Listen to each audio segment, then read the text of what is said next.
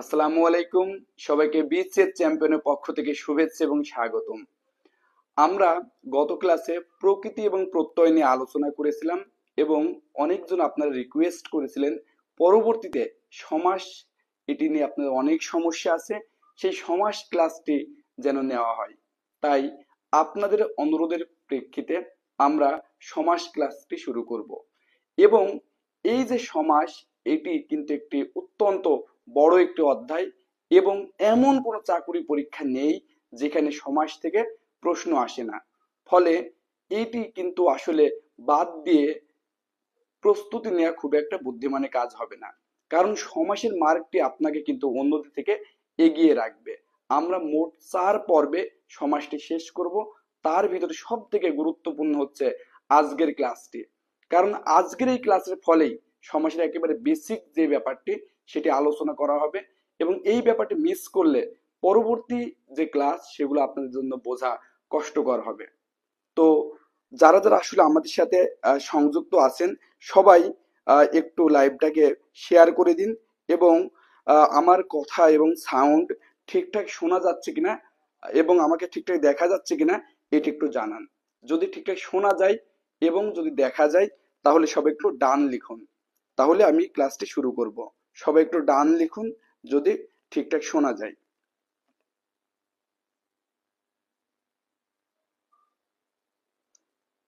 ক্লাসটি কিন্তু অসাধারণ হতে চলেছে এবং আপনারা কিন্তু অনেকেই কিন্তু অনেকভাবে সমাজ শিখেছেন, সেই মাধ্যমিক লেভেল থেকে কিন্তু সমাজ প্রতিটা ক্লাসেই ছিল, কিন্তু তারপরেও কিন্তু সমাসের ভীতি আপনাদের ভিতরে রয়ে গেছে এবং অনেকের কাছে এখন এটি একটি কঠিন অধ্যায় বলে মনে হয়। তো এই ক্লাসটি করার পরে আমি আশা করি এই ভীতি কেটে যাবে এবং এতদিন যেভাবেই শিখুন না কেন আজকে আপনি একটু ভিন্ন ধরনের টেস্ট পাবেন। আমি শিওর যদি আপনারা শেষ পর্যন্ত থাকেন আজকের ক্লাসের ফলে একটু আপনারা ভিন্ন ধরনের টেস্ট পাবেন। তো তৌহিদুল হাসান ভাই লিখেছে আছি, একটু শব্দ শোনা যায় কিনা একটু ডান লিখুন, যদি ঠিকঠাক শোনা যায় তাহলে একটু ডান লিখুন, তাহলে আমি শুরু করে দেব।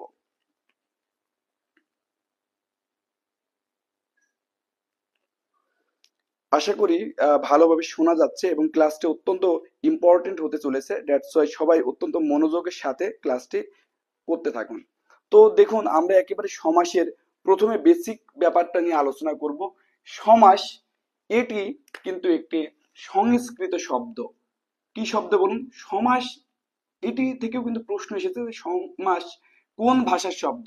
এটি কিন্তু একটি সংস্কৃত শব্দ এবং সমাসের যে রীতি সেটি কিন্তু সংস্কৃত থেকে বাংলায় এসেছে।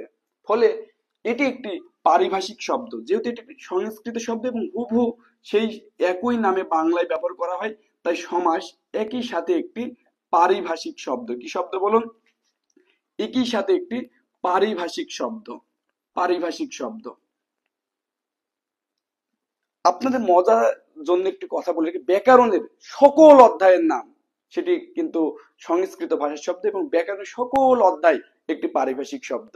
তাহলে সন্ধি বলুন, সমাস বলুন, কারক বলুন, যাই হোক না কেন সেই প্রত্যেকটি অধ্যায়ের নাম একটি সংস্কৃত শব্দ এবং সেটি একটি পারিভাষিক শব্দ। এবং আরো মজার ব্যাপার হচ্ছে প্রতিটি অধ্যায়ের যে নাম সেগুলো কিন্তু কৃত প্রত্যয় সাধিত, অর্থাৎ এই যে সমাস এটি কিন্তু একটি কৃত প্রত্যয় সাধিত শব্দ।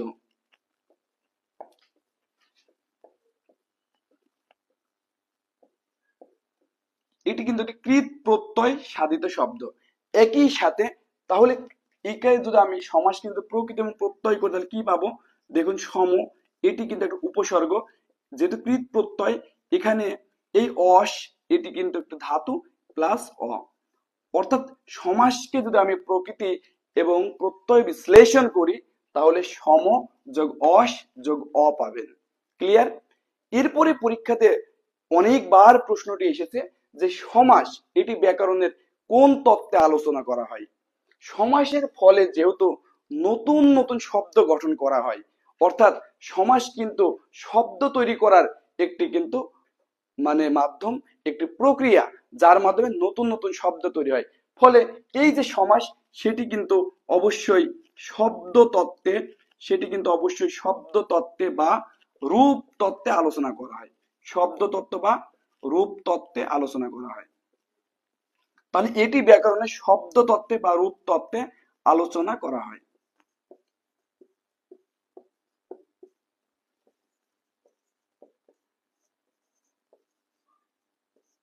ক্লিয়ার? তাহলে সমাস সম্পর্কে এই বেসিকটা আপনার অবশ্যই জানা লাগবে যে সমাস এটি একটি সংস্কৃত ভাষার শব্দ, এটি একটি পারিভাষিক শব্দ এবং সমাস এটি কৃত প্রত্যয় সাধিত একটি শব্দ যেটির প্রকৃতি এবং প্রত্যয় হচ্ছে সম যোগ অস যোগ অ। এবং এই সমাস এটি কিন্তু ব্যাকরণের শব্দ তত্ত্বে বা রূপ তত্ত্বে আলোচনা করা হয়। এই প্রত্যেকটি তথ্য থেকে, প্রত্যেকটি ইনফরমেশন থেকে কিন্তু পূর্বে প্রশ্ন এসেছে, তাই প্রত্যেকটি তথ্য কিন্তু আপনাদের অবশ্যই জানা থাকা লাগবে।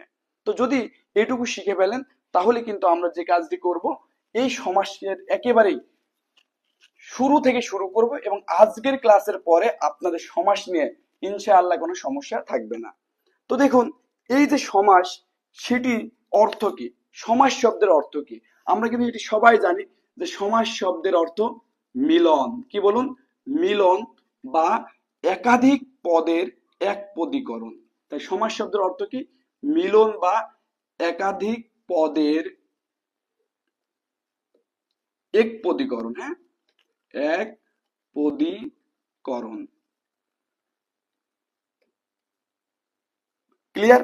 তাহলে সমাস শব্দের অর্থ মিলন এবং একাধিক পদের এক পদীকরণ। এখন অনেকে আমাকে এখানে প্রশ্ন করে, ভাইয়া সমাস শব্দের অর্থ মিলন, আবার আমরা জেনে আসছে যে সন্ধি যেটি সেই শব্দের অর্থ মিলন, তাহলে একটা প্যাচ লেগে যায় না যে সমাস শব্দের অর্থ মিলন আবার সন্ধি শব্দের অর্থ মিলন, তাহলে কোনটা কি?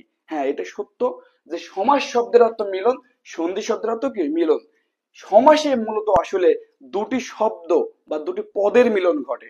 তাহলে সমাসে কি ঘটে বলুন? এই যে দেখুন, একাধিক পদের মিলন ঘটে। আর সন্ধিতে একাধিক বর্ণের মিলন ঘটে। কি ঘটে বলুন? সন্ধিতে একাধিক একাধিক বর্ণের মিলন ঘটে। একাধিক বর্ণের মিলন ঘটে। তাহলে এটি কিন্তু আমাদের পার্থক্য। সমাস শব্দের অর্থ মিলন, সন্ধি শব্দের অর্থ মিলন, কিন্তু সমাসে একাধিক পদের মিলন ঘটে আর সন্ধিতে একাধিক বর্ণের মিলন ঘটে। তার মানে সমাস জিনিসটা এটি একটি পদগত ব্যাপার। কি গত ব্যাপার বলুন? সমাস এটি কিন্তু একটি পদগত বিষয় বা পদগত ব্যাপার। সমাসে মূলত পদের ব্যাপার নিয়ে আলোচনা করা হয়। আর সন্ধি এটি আমাদের উচ্চারণের বাধা দূর করে, এটি একটি উচ্চারণগত ব্যাপার। উচ্চারণগত ব্যাপার। তাহলে আমরা একেবারে ক্লিয়ার হয়ে গেলাম যে সমাস এবং সন্ধি দুটির অর্থ মিলন হলেও কার্যাবলী আলাদা। সমাস একটি পদগত ব্যাপার যেখানে একাধিক পদ এক পদে মিলিত হয়। সন্ধি হচ্ছে একটি বর্ণ বা ধ্বনিগত ব্যাপার যেখানে আসলে একাধিক ধ্বনি তারা মিলিত হয়ে উচ্চারণটিকে সহজ করে, ফলে এটি একটি উচ্চারণগত ব্যাপার। তাহলে সমাস এবং সন্ধির মিলনের ভিতরে যে একটা প্যাচ লেগেছিল, আশা করি সেই প্যাচটি আপনাদের ক্লিয়ার হয়েছে। ক্লিয়ার? এছাড়াও সন্ধি কিন্তু ধ্বনি তত্ত্বে আলোচনা করে, যেহেতু এটি ধ্বনি কে নিয়ে কাজ করে, আর এটি শব্দ তত্ত্ব বা রূপ তত্ত্বে আলোচনা করা হয়। সমাসের সুবিধা কি? অনেক সুবিধা আছে।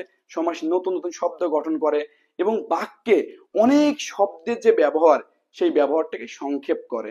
অর্থাৎ সমাসের ফলে আপনি দেখুন, সিংহ চিহ্নিত আসনে বসে রাজা রাজ্য শাসন করছে, এটি না বলে আপনি বলতে পারেন যে সিংহাসনে বসে রাজা রাজ্য শাসন করছে। ফলে আপনার কাছে এটি অনেক বেশি সহজ হবে এবং বাক্যে শব্দের ব্যবহার সংক্ষেপ করার জন্যই কিন্তু মূলত এই সমাসকে আসলে ব্যবহার করা হয়। তাই আমরা সমাসে আসলে অনেক প্রয়োজনীয়তা আছে, সেটা আসলে যেহেতু সরাসরি প্রিলি পরীক্ষায় আসে না, তাই আমরা এটা নিয়ে বেশি আলোচনা করব না। এখন আমরা যে কথাটা বলেছিলাম যে সমাস যেহেতু মিলন এবং একাধিক পদের এক পদীকরণ, এটি তো আসলে আমাদের একটা বলা কথা। বিভিন্ন ব্যাকরণবিদ কি বলেছেন, যেমন ডক্টর সুনীতি কুমার চট্টোপাধ্যায়, উনি বলেছেন একাধিক শব্দ এক সঙ্গে জড়িয়া যে একটা বড় শব্দ তৈরি হয়, সেটিকেই কিন্তু সমাস বলে। যেটা সুনীতি কুমার একজন খুব ভালো মানের ব্যাকরণবিদ, তিনি এই সংজ্ঞাটি দিয়েছেন। অপরদিকে মনির চৌধুরী, তিনি কিন্তু একটা অসাধারণ সংজ্ঞা দিয়েছেন। তিনি বলেছেন অর্থ সম্বন্ধ যুক্ত একাধিক শব্দ যখন একসঙ্গে যুক্ত হয়ে একটি বড় শব্দ তৈরি করে, সেটিকে সমাস বলে। সেটিকে কি বলে? সমাস। তার মানে আমরা এখানে একটি জিনিস ক্লিয়ার হলাম যে এখানে এক বা একাধিক শব্দ যুক্ত হয়ে সেটি কি করবে বলুন? একটি বড় শব্দ তৈরি করবে, একটি মিলিত শব্দ তৈরি করবে, একটি নতুন শব্দ তৈরি করবে। তো আশা করি এই ব্যাপারটি ক্লিয়ার হয়েছে। আপনারা একটু কমেন্ট কমেন্ট করে জানান। যেমন আরিফ হোসেন ভাই লিখেছে মরফোলজি, খুবই দারুণ লিখেছে। কারণ যেটি রূপতত্ত্ব সেটিকে কিন্তু ইংরেজিতে আসলে মরফোলজি বলে। কারণ শব্দের অর্থযুক্ত যে ক্ষুদ্রতম অংশ তাকে রূপ বা মরফিম বলে, এবং মরফিম নিয়ে যে শাখায় আলোচনা করা হয় তাকেই মূলত মরফোলজি বলে। ফলে খুব দারুণ বলেছেন, থ্যাংক ইউ আরিফ ভাইয়াকে। তাহলে এখন আমরা একেবারেই বেসিক নিয়ে চলে যাব। এখানে কিন্তু আমাদের ব্যাপারটি মনে রাখতে হবে যে সমাসে আসলে যেহেতু পদের ব্যাপার থাকে, কিসের ব্যাপার থাকে বলুন? পদের ব্যাপার থাকে। তাই অর্থের বিচারে সমাস কিন্তু মূলত 4 প্রকার। তো যদি লিখি অর্থের বিচারে সমাস কত প্রকার?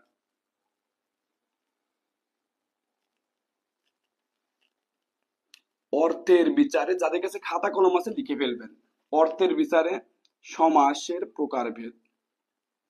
সমাসের প্রকারভেদ। অর্থের বিচারে সমাসের প্রকারভেদ। তো এখানে একটু জিনিসটা দেখুন। প্রথমে যে ব্যাপারটি হতে পারে 1 নাম্বার, সেটি হচ্ছে এখানে পূর্ব পদের অর্থের প্রাধান্য থাকে। পূর্ব পদের অর্থের প্রাধান্য। এই পূর্ব পদের অর্থের প্রাধান্য থাকে এরকম সমাস আছে একটি মাত্র, সেটির নাম হচ্ছে অব্যয়ীভাব সমাস। অব্যয়ীভাব সমাস। ক্লিয়ার? সেটির নাম হচ্ছে অব্যয়ীভাব সমাস। এরপরে যদি আমি 2 নম্বরটি একটু দেখলাম, যে পরপদের অর্থের প্রাধান্য থাকে। অর্থের প্রাধান্য থাকে এরকম সমাস আছে 3টি। কয়টি বলুন? 3টি। তো সেটা কি কি বলুন? 1 নম্বর হচ্ছে কর্মধারয়। কর্মধারয়। আরেকটির নাম হচ্ছে তৎপুরুষ। তৎপুরুষ। এবং আরেকটির নাম হচ্ছে দ্বিগু। এই 3টি সমাসে কিন্তু এই যে পরপদের অর্থের প্রাধান্য থাকে। কোথায় বলুন? কর্মধারয় সমাসে, তৎপুরুষ সমাসে এবং দ্বিগু সমাসে। তৃতীয় যেটি আছে সেটি হচ্ছে উভয় পদেরই অর্থে প্রাধান্য থাকে, অর্থাৎ পূর্বপদ এবং পরপদ উভয় পদের অর্থেরই প্রাধান্য থাকে এইরকম যে সমাস, সেটির নাম হচ্ছে দ্বন্দ্ব সমাস। কি সমাস বলুন? দ্বন্দ্ব সমাস। এবং 4 নম্বর যে ব্যাপার আছে সেটি হচ্ছে কোন পদের অর্থেরই প্রাধান্য থাকে না, অর্থাৎ তৃতীয় পদের প্রাধান্য থাকে। অর্থাৎ এখানে এটা উভয় পদ, আর পরেরটা হচ্ছে কোন পদেরই অর্থের প্রাধান্য থাকে না, যেটিকে আসলে আমরা বলি বহুব্রীহি সমাস। কি সমাস বলুন? বহুব্রীহি সমাস। তাহলে আমি আশা করি এই ব্যাপারটা আপনাদের ক্লিয়ার হয়েছে যে অর্থের বিচারে সমাস কিন্তু 4 প্রকার। কত প্রকার বলুন? 4 প্রকার। দেখুন আপনার কাছে 2টা সুযোগ রয়েছে, একটি পদ থেকে পূর্বে, একটি পদ থেকে পরে। তাহলে কি হতে পারে? শুধু পূর্ব পদে প্রাধান্য থাকবে, সেই সমাসটির নাম অব্যয়ীভাব সমাস। শুধু পরের যে পদ অর্থাৎ পরপদের অর্থে প্রাধান্য থাকবে, সেই সমাসটির নাম কি বলুন? কর্মধারায় তৎপুরুষ এবং কি দ্বিগু। এবার হতে পারে যে দুজনকে আপনার পছন্দ, অর্থাৎ 2 পদের অর্থেরই প্রাধান্য থাকবে, সেটি কিন্তু দ্বন্দ্ব সমাস। এবং হতে পারে যে 2 জন এখানে আছে আপনার কোনোটাকে পছন্দ না, তাহলে সেটি হবে বহুব্রীহি সমাস। তাহলে এইভাবে অর্থের বিচারে কিন্তু এইভাবে কিন্তু আমরা এই সমাসগুলো পাই। তো এইগুলোতে একটি একটি করে আছে, কিন্তু পরপদের এখানে আমরা দেখতে পাচ্ছি যে পরপদের অর্থের প্রাধান্য থাকে এরকম সমাস 3টি। তো এই 3টে আবার অনেকে মনে থাকে না। তো আপনি এখানে একটা টেকনিক শিখিয়ে দিচ্ছি।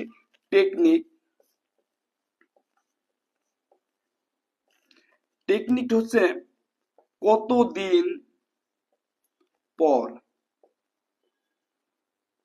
এমন আছে না যে আপনারা অনেকেই বলেন যে বন্ধু কতদিন পরে এলে, বা আর কতদিন পরে আমার চাকরি হবে, বা আর কতদিন পরে আসলে আমার এই দুঃখ দুর্দশা লাঘব হবে। এই যে কতদিন পরে, এই ক থেকে আপনি মনে রাখবেন এই যে কর্মধারয় সমাস। হ্যাঁ, এই ত থেকে মনে রাখবেন এই যে তৎপুরুষ সমাস, এই দি থেকে মনে রাখবেন এই যে দ্বিগু সমাস, এবং এই কতে কত কর্মধারায়, ততে তৎপুরুষ এবং দিতে দ্বিগু। অর্থাৎ এই যে কত দি অর্থাৎ কতদিন, এই তিনটি থেকে আপনি এই তিনটি নাম খুব সহজেই মনে রাখতে পারবেন। এবং কতদিন পরে মানে কি, এই তিনটি সমাসের অর্থের প্রাধান্য থাকে পরপদে। ক্লিয়ার? আশা করি ব্যাপারটি ক্লিয়ার হয়েছে। দেখি আপনারা একটু আমাকে কমেন্ট করে জানান তো ভাইয়ারা, যে এই পর্যন্ত আপনারা ক্লিয়ার কিনা। যদি ক্লিয়ার হন তাহলে আমরা এটা মুছে দিয়ে আমরা নতুন একটু টপিকসে চলে যাব, মানে এর পরের ধাপে চলে যাব। সবাই একটু লিখুন যে ক্লিয়ার কিনা। আরিফ ভাই লিখেছে পরপদ প্রধান সমাস মনে রাখার টেকনিক দেখতো। হ্যাঁ, এটা একটা ভালো টেকনিক, কোনো সমস্যা নেই। আবার যদি মনে করেন কতদিন পর, এটা আমার থেকে বেশি ভালো মনে হয়েছে, কতদিন পর, তার মানে কর্মধারায় তৎপুরুষ দ্বিগু, পর মানে পরপদ মানে প্রধান, এই তিনটা সমাসের ক্ষেত্রে। ক্লিয়ার? মৌমিতা রায় আপু লিখেছে ক্লিয়ার। আব্দুর রহমান ভাই লিখেছেন আবার বলেন। আসলে ভাইয়া মনে করেন যে আমরা যে সমাসগুলো পড়বো, এখানে এই যে সমাসের দুটা পদ থাকবে, এখন আমরা সেগুলো লিখবো পূর্বপদ এবং পরপদ। তো কিছু সমাস আছে যেখানে পূর্ব পদের অর্থ প্রধান রূপে প্রতীয়মান হয়, সেটা হচ্ছে অব্যয়ীভাব সমাস। কিছু সমাস আছে যেখানে পরপদের অর্থ প্রধান রূপে প্রতীয়মান হয়, সেগুলো হচ্ছে তিনটা, কর্মধারায়, তৎপুরুষ এবং দ্বিগু। কিছু সমাস আছে যেখানে উভয় পদেরই অর্থে প্রাধান্য পায়, সেটি হচ্ছে দ্বন্দ্ব সমাস। আর কিছু সমাস আছে যেখানে কোনো পদের অর্থই প্রাধান্য পায় না, সেটি হচ্ছে বহুব্রীহি সমাস। আশা করি ব্যাপারটি ক্লিয়ার হয়েছে। তাহলে এখন আমাদের যে মূল যে বিষয়, সেটি কিন্তু হচ্ছে সমাসকে যদি সঠিকভাবে জানতে হয়, সমাসকে যদি সঠিকভাবে বুঝতে হয়, এবং সমাস পারা বলতে কি বোঝায়। মনে করেন যে আপনাকে অপশনে কি থাকবে, চারটা সমাসের দেওয়া থাকবে, চারটি শব্দ দেওয়া থাকবে, আপনাকে বলবে নিচের কোনটি বহুব্রীহি সমাস বা কোনটি কর্মধারায় সমাস। এইটা কিন্তু বোঝার জন্য আপনাকে সমাসটি দেখা মাত্র বলে দিতে হবে, হ্যাঁ এই শব্দটি কর্মধারায় সমাস, এই শব্দটি তৎপুরুষ সমাসের মাধ্যমে তৈরি হয়েছে, এই শব্দটি দ্বন্দ্ব সমাসের মাধ্যমে তৈরি হয়েছে। যদি আপনি একটি শব্দ দেখা মাত্রই বলে দিতে পারেন যে এই শব্দটি কোন সমাসের মাধ্যমে তৈরি হয়েছে, তাহলে এটা প্রমাণিত হবে যে আপনি সমাস জানেন, আপনি সমাস বোঝেন, আপনি সমাস পারেন। এরপরে যদি আপনাকে বলে হ্যাঁ এটা তো বুঝলাম কর্মধারায় সমাস, এটা ব্যাস বাক্য বলেন, আপনি যদি দেখা মাত্রই সেটি ব্যাস বাক্য বলে দিতে পারেন, তাহলে আরো বেশি প্রতীয়মান হবে যে আপনি সত্যি সমাসটা জানেন এবং পারেন। ক্লিয়ার? তো সেই সমাস জানা এবং পারার জন্য নিশ্চয়ই কিছু বেসিক ব্যাপার সম্পর্কে ধারণা থাকা লাগবে, যাকে সমাসের প্রতীতি বলে। কি বলে বলুন? প্রতীতি বলে। তাহলে সমাসকে জানতে গেলে এবং বুঝতে গেলে আপনাকে সাতটি ব্যাপার সম্পর্কে অবশ্যই ধারণা থাকতে হবে। সেই সাতটি ব্যাপার একটু সবাই খাতায় লিখে নিন। আপনাকে অবশ্যই ধারণা থাকতে হবে ব্যাস বাক্য সম্পর্কে। কি বাক্য বলুন? ব্যাস বাক্য সম্পর্কে। এরপর আপনাকে ধারণা থাকতে হবে সমস্যমান পদ সম্পর্কে। সমস্যমান পদ। এরপরে আপনাকে ধারণা থাকতে হবে এখানে সমস্ত পদ সম্পর্কে। সমস্ত পদ সম্পর্কে। এরপর এখানে আপনাকে ধারণা থাকতে হবে পূর্বপদ সম্পর্কে। এরপরে কিন্তু আপনাদের এখানে ধারণা থাকতে হবে পরপদ সম্পর্কে। এরপরে কিন্তু আপনার এখানে ধারণা থাকতে হবে মধ্যপদ সম্পর্কে। মধ্যপদ সম্পর্কে। এরপরে আপনাকে ধারণা থাকতে হবে কিন্তু অতিথি পদ সম্পর্কে। অতিথি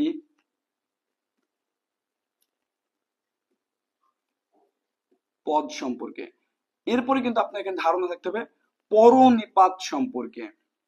পরনিপাত সম্পর্কে। যদি এই আটটি ব্যাপারে কোনো একটি সম্পর্কে আপনার ধারণার কোনো ঘাটতি থাকে, তাহলে কিন্তু আপনি সমাস সঠিকভাবে বুঝবেন না, এবং আমি যখন পরবর্তীতে বিভিন্ন সমাসে একেবারে আলোচনা শুরু করে দেব, তখন আপনি এটি ভালোভাবে ক্লিয়ারলি বুঝতে পারবেন না এবং সমাসটা আপনার কাছে কঠিন মনে হবে। ফলে পরবর্তী যে 10 মিনিট, এটি অত্যন্ত ইম্পর্টেন্ট হতে যাচ্ছে, এবং এই 10 মিনিটের উপর নির্ভর করতেছে আপনি সমাসটি ভালোভাবে পারবেন কিনা। তাই এই নামগুলো একটু দেখুন, ব্যাস বাক্য, সমস্যমান পদ, সমস্ত পদ, পূর্বপদ, পরপদ, মধ্যপদ, অতিথি পদ এবং পরনিপাত। যদি এই 8টি টার্ম সম্পর্কে আপনার ধারণা থাকে, তাহলেই আপনি সঠিকভাবে সমাসকে জানতে বুঝতে পারবেন। তো আসুন একে একে এই পদগুলো আলোচনা করা যায়। আমি এগুলো যেহেতু লিখেছি এখানে মুছবো না।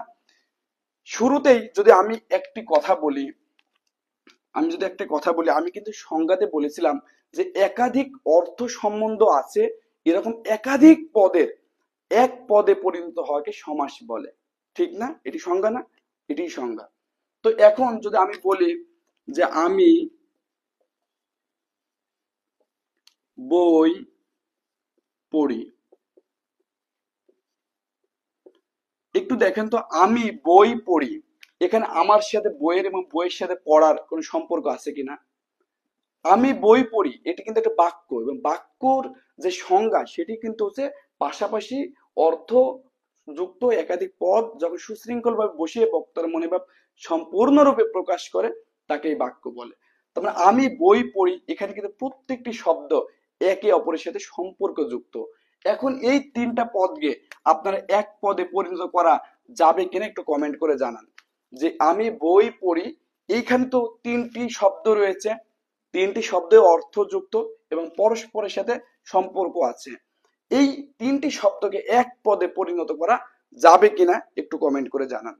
প্লিজ একটু কমেন্ট করে জানান যে আমি বই পড়ি, এই যে মানে 3টি শব্দ তাকে এক পদে পরিণত করা যাবে কিনা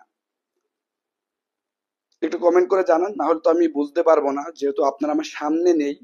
ফলে আসলে আপনারা না লিখলে কিছু আমি কিন্তু বুঝতে পারবো না যে আসলে আপনারা ক্লিয়ারলি বুঝতে পারতেছেন কিনা বা ক্লাসটি ধরতে পারছেন কিনা। তো বলুন তো, আমি বই পড়ি, এখানে কিন্তু 3টি শব্দই পরস্পরের সাথে সম্পর্কযুক্ত। এই 3টি শব্দকে এক পদে পরিণত করা যাবে কিনা? সেফাত আবির ভাইয়া বলতেছে যাবে না। আরো দেখি কেউ যাবে বলে কিনা। এই 3টি যে শব্দ আছে তাদেরকে এক পদে পরিণত করা যাবে কিনা সেটা একটু কমেন্ট করে জানান। সেফাত আবির ভাই বলতেছে যাবে না। আর দেখি কেউ মানে অন্য কিছু বলে কিনা, প্লিজ একটু কমেন্ট করে জানান যে এই 3টি যে আসলে শব্দ আছে তাকে এক পদে পরিণত করা যাবে কিনা।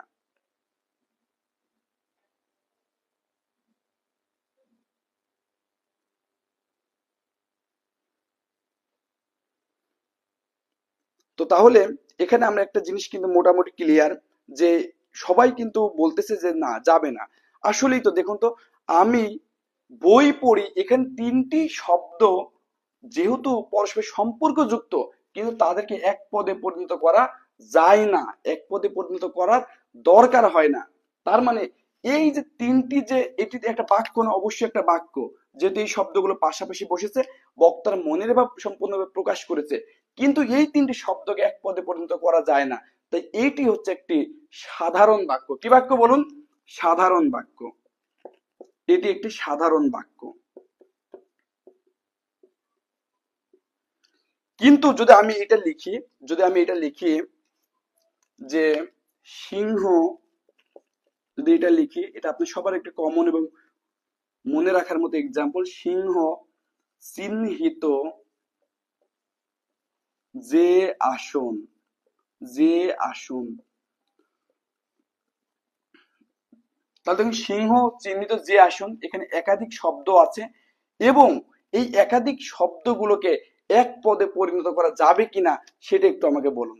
যে এখানে যে এবার যেটা পেয়েছি, যে সিংহ চিহ্নিত যে আসন, সেটি আসলে এক পদে পরিণত করা যাবে কিনা এটা একটু বলুন। এখানে কিন্তু দেখুন, এখানেও একাধিক শব্দ আছে, পরস্পরের সাথে কিন্তু অর্থের সম্বন্ধ আছে, কিন্তু এখানে এই সবগুলো পদকে এক পদে পরিণত করা যাবে কিনা।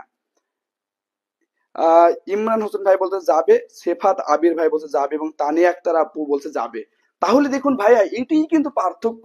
এতদিন যে কথাটা আসলে আপনাকে কেউ বলেনি, যে ব্যাস বাক্য এটার নাম কেন হবে, এর নাম কানা বাক্য, সাদা বাক্য, লাল বাক্য, এরকম নাম হতো। এটির নাম কেন ব্যাস বাক্য? এটাও তো একটা বাক্য, এটাও একটা বাক্য। কিন্তু এই বাক্যের যে পদগুলো, তাকে কিন্তু এক পদে পরিণত করা যায় না, দরকার হয় না, তাই এটি কিন্তু সাধারণ বাক্য।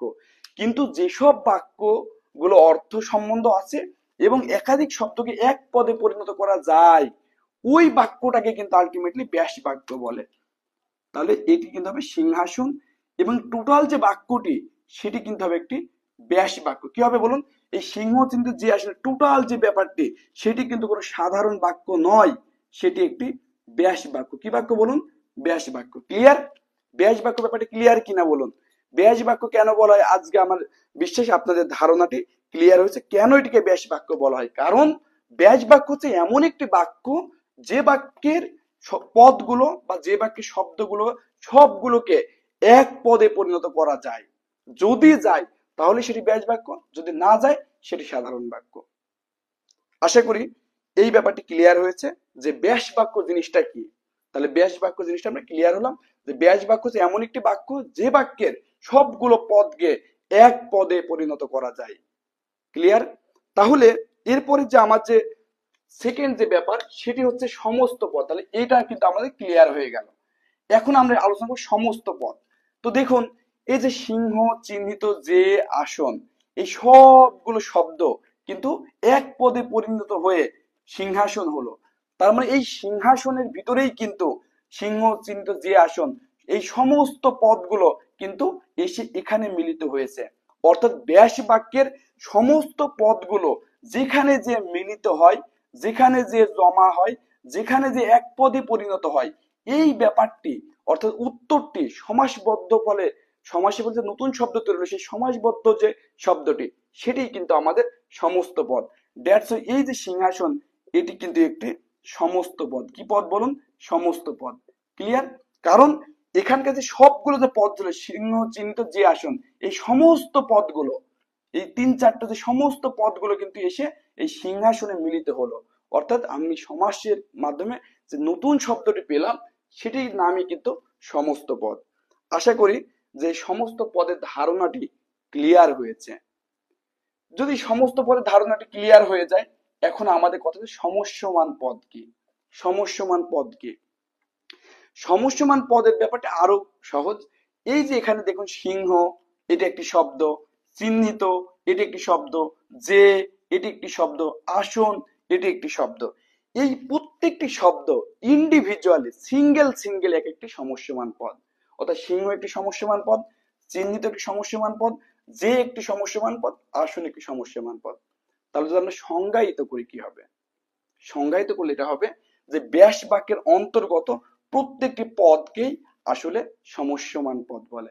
ব্যাস বাক্যের অন্তর্গত প্রত্যেকটি পদকে সমস্যমান পদ বলে। তাহলে টোটালটা যদি আমি একসাথে বলি সেটি ব্যাস বাক্য, কিন্তু আলাদা আলাদা শব্দকে যদি আমি চিহ্নিত করি তাহলে সেটি হবে একটি, মানে প্রত্যেকটি শব্দ হবে সমস্যমান পদ। কি পদ? সমস্যমান পদ। আশা করি সমস্যমান পদের ব্যাপারটিও আপনাদের ক্লিয়ার হয়েছে। আপনারা যারা বোঝেননি তাদের ক্ষেত্রে আমি লাস্ট আর একটি এক্সাম্পল দিতে চাই। মনে করুন আমার এই শার্ট, এই যে জামাটি, এই টোটাল যে শার্ট, এটি কিন্তু একটি কি বলুন? ব্যাস বাক্য। কি বাক্য? এই টোটাল যে শার্ট, টোটাল যেটা সেটি কিন্তু একটা ব্যাস বাক্য। কিন্তু এই শার্টের যে কলার, এই শার্টের যে বাটন, এই শার্টের যে বাকি যে অংশ হাতা, এই শার্টের যে মনে করো যে আরো সামনে পিছনে যে অংশগুলো আছে, প্রত্যেকটি সিঙ্গেলি সিঙ্গেলি এই শার্টের একটা অংশ। তার মানে এই কলার, এই বোতাম, এই হাতা, এইগুলো কিন্তু সমস্যমান পদ।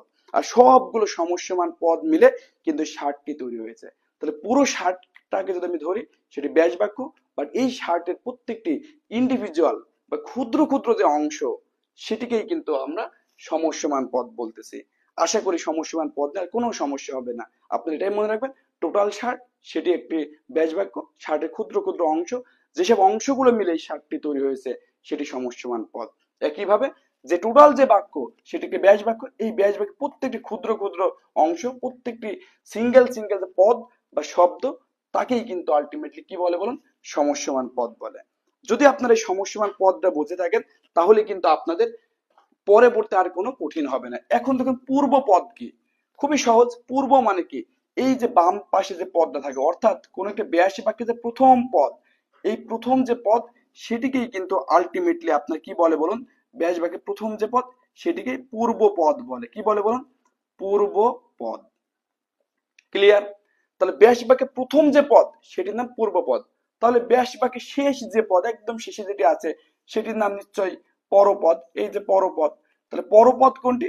ব্যাস বাক্যের একেবারে শেষের যে পদ। তাহলে কত সহজ যে ব্যাস ভাগের প্রথমটা পূর্বপদ, শেষেরটা পরপদ। এখন যদি আমি আপনাদের বলি যে মধ্যপদ কি, তাহলে তো আপনাদের কোনো টেনশনই নেই। তাহলে ব্যাস ভাগের মাঝের যে পদ সেটাই মধ্যপদ। অনেক সময় থাকতে পারে, অনেক সময় থাকবে না। যদি থাকে তাহলে মধ্যপদ আছে। তার মানে দেখো ব্যাস ভাগের প্রথমটা পূর্বপদ, শেষেরটা পরপদ, মাঝেরটা মধ্যপদ। এবং অতিথি পদটা কি? দেখুন এই যেটা যদি না দিই কোনো সমস্যা হয় না, যে সিংহ চিহ্নিত আসন, কোনো সমস্যা হয় না। কিন্তু যেটা দিলে ব্যাস বাক্যকে ব্যাখ্যা করা আরো অনেক বেশি সহজ হয়ে যায়। ক্লিয়ার? অর্থাৎ সিংহ চিহ্নিত আসন দিলেও ব্যাস বাক্য হয়। তবে এই ব্যাস বাক্যকে আরো ব্যাপক অর্থবহ করতে এবং এই ব্যাস বাক্যকে দারুণ ভাবে ফুটিয়ে তুলতে, ব্যাস বাক্যটাকে ক্লিয়ার ভাবে ব্যাখ্যা করার জন্য এই যেটা দিলে অর্থটা আরেকটু পরিষ্কার ভাবে ব্যাখ্যা করা যায়। তাই সিংহ চিহ্নিত যে আসন, এই যে শব্দটি সেটি খুব একটা ম্যান্ডেটরি না, বাট এটি দিলে এই ব্যাস বাক্যটির অর্থ আরো বেশি ক্লিয়ার হয়। দ্যাটস ওয়াই এই যেটা মূলত অতিথি পদ। কি পদ বলুন? যেটা মূলত অতিথি পদ। ক্লিয়ার? আশা করি ব্যাপারটি ক্লিয়ার হয়েছে। এবং পরনিপাত, পরনিপাতের ব্যাপারটি একটু লিখি। পরনিপাত হচ্ছে পরের শব্দ আগে আসা, একে পরনিপাত বলে। পরের শব্দ বা পদ পূর্বে চলে আসা, পূর্বে চলে আসাকে পরনিপাত বলে। চলে আসাকে পরনিপাত বলে, পরনিপাত বলে।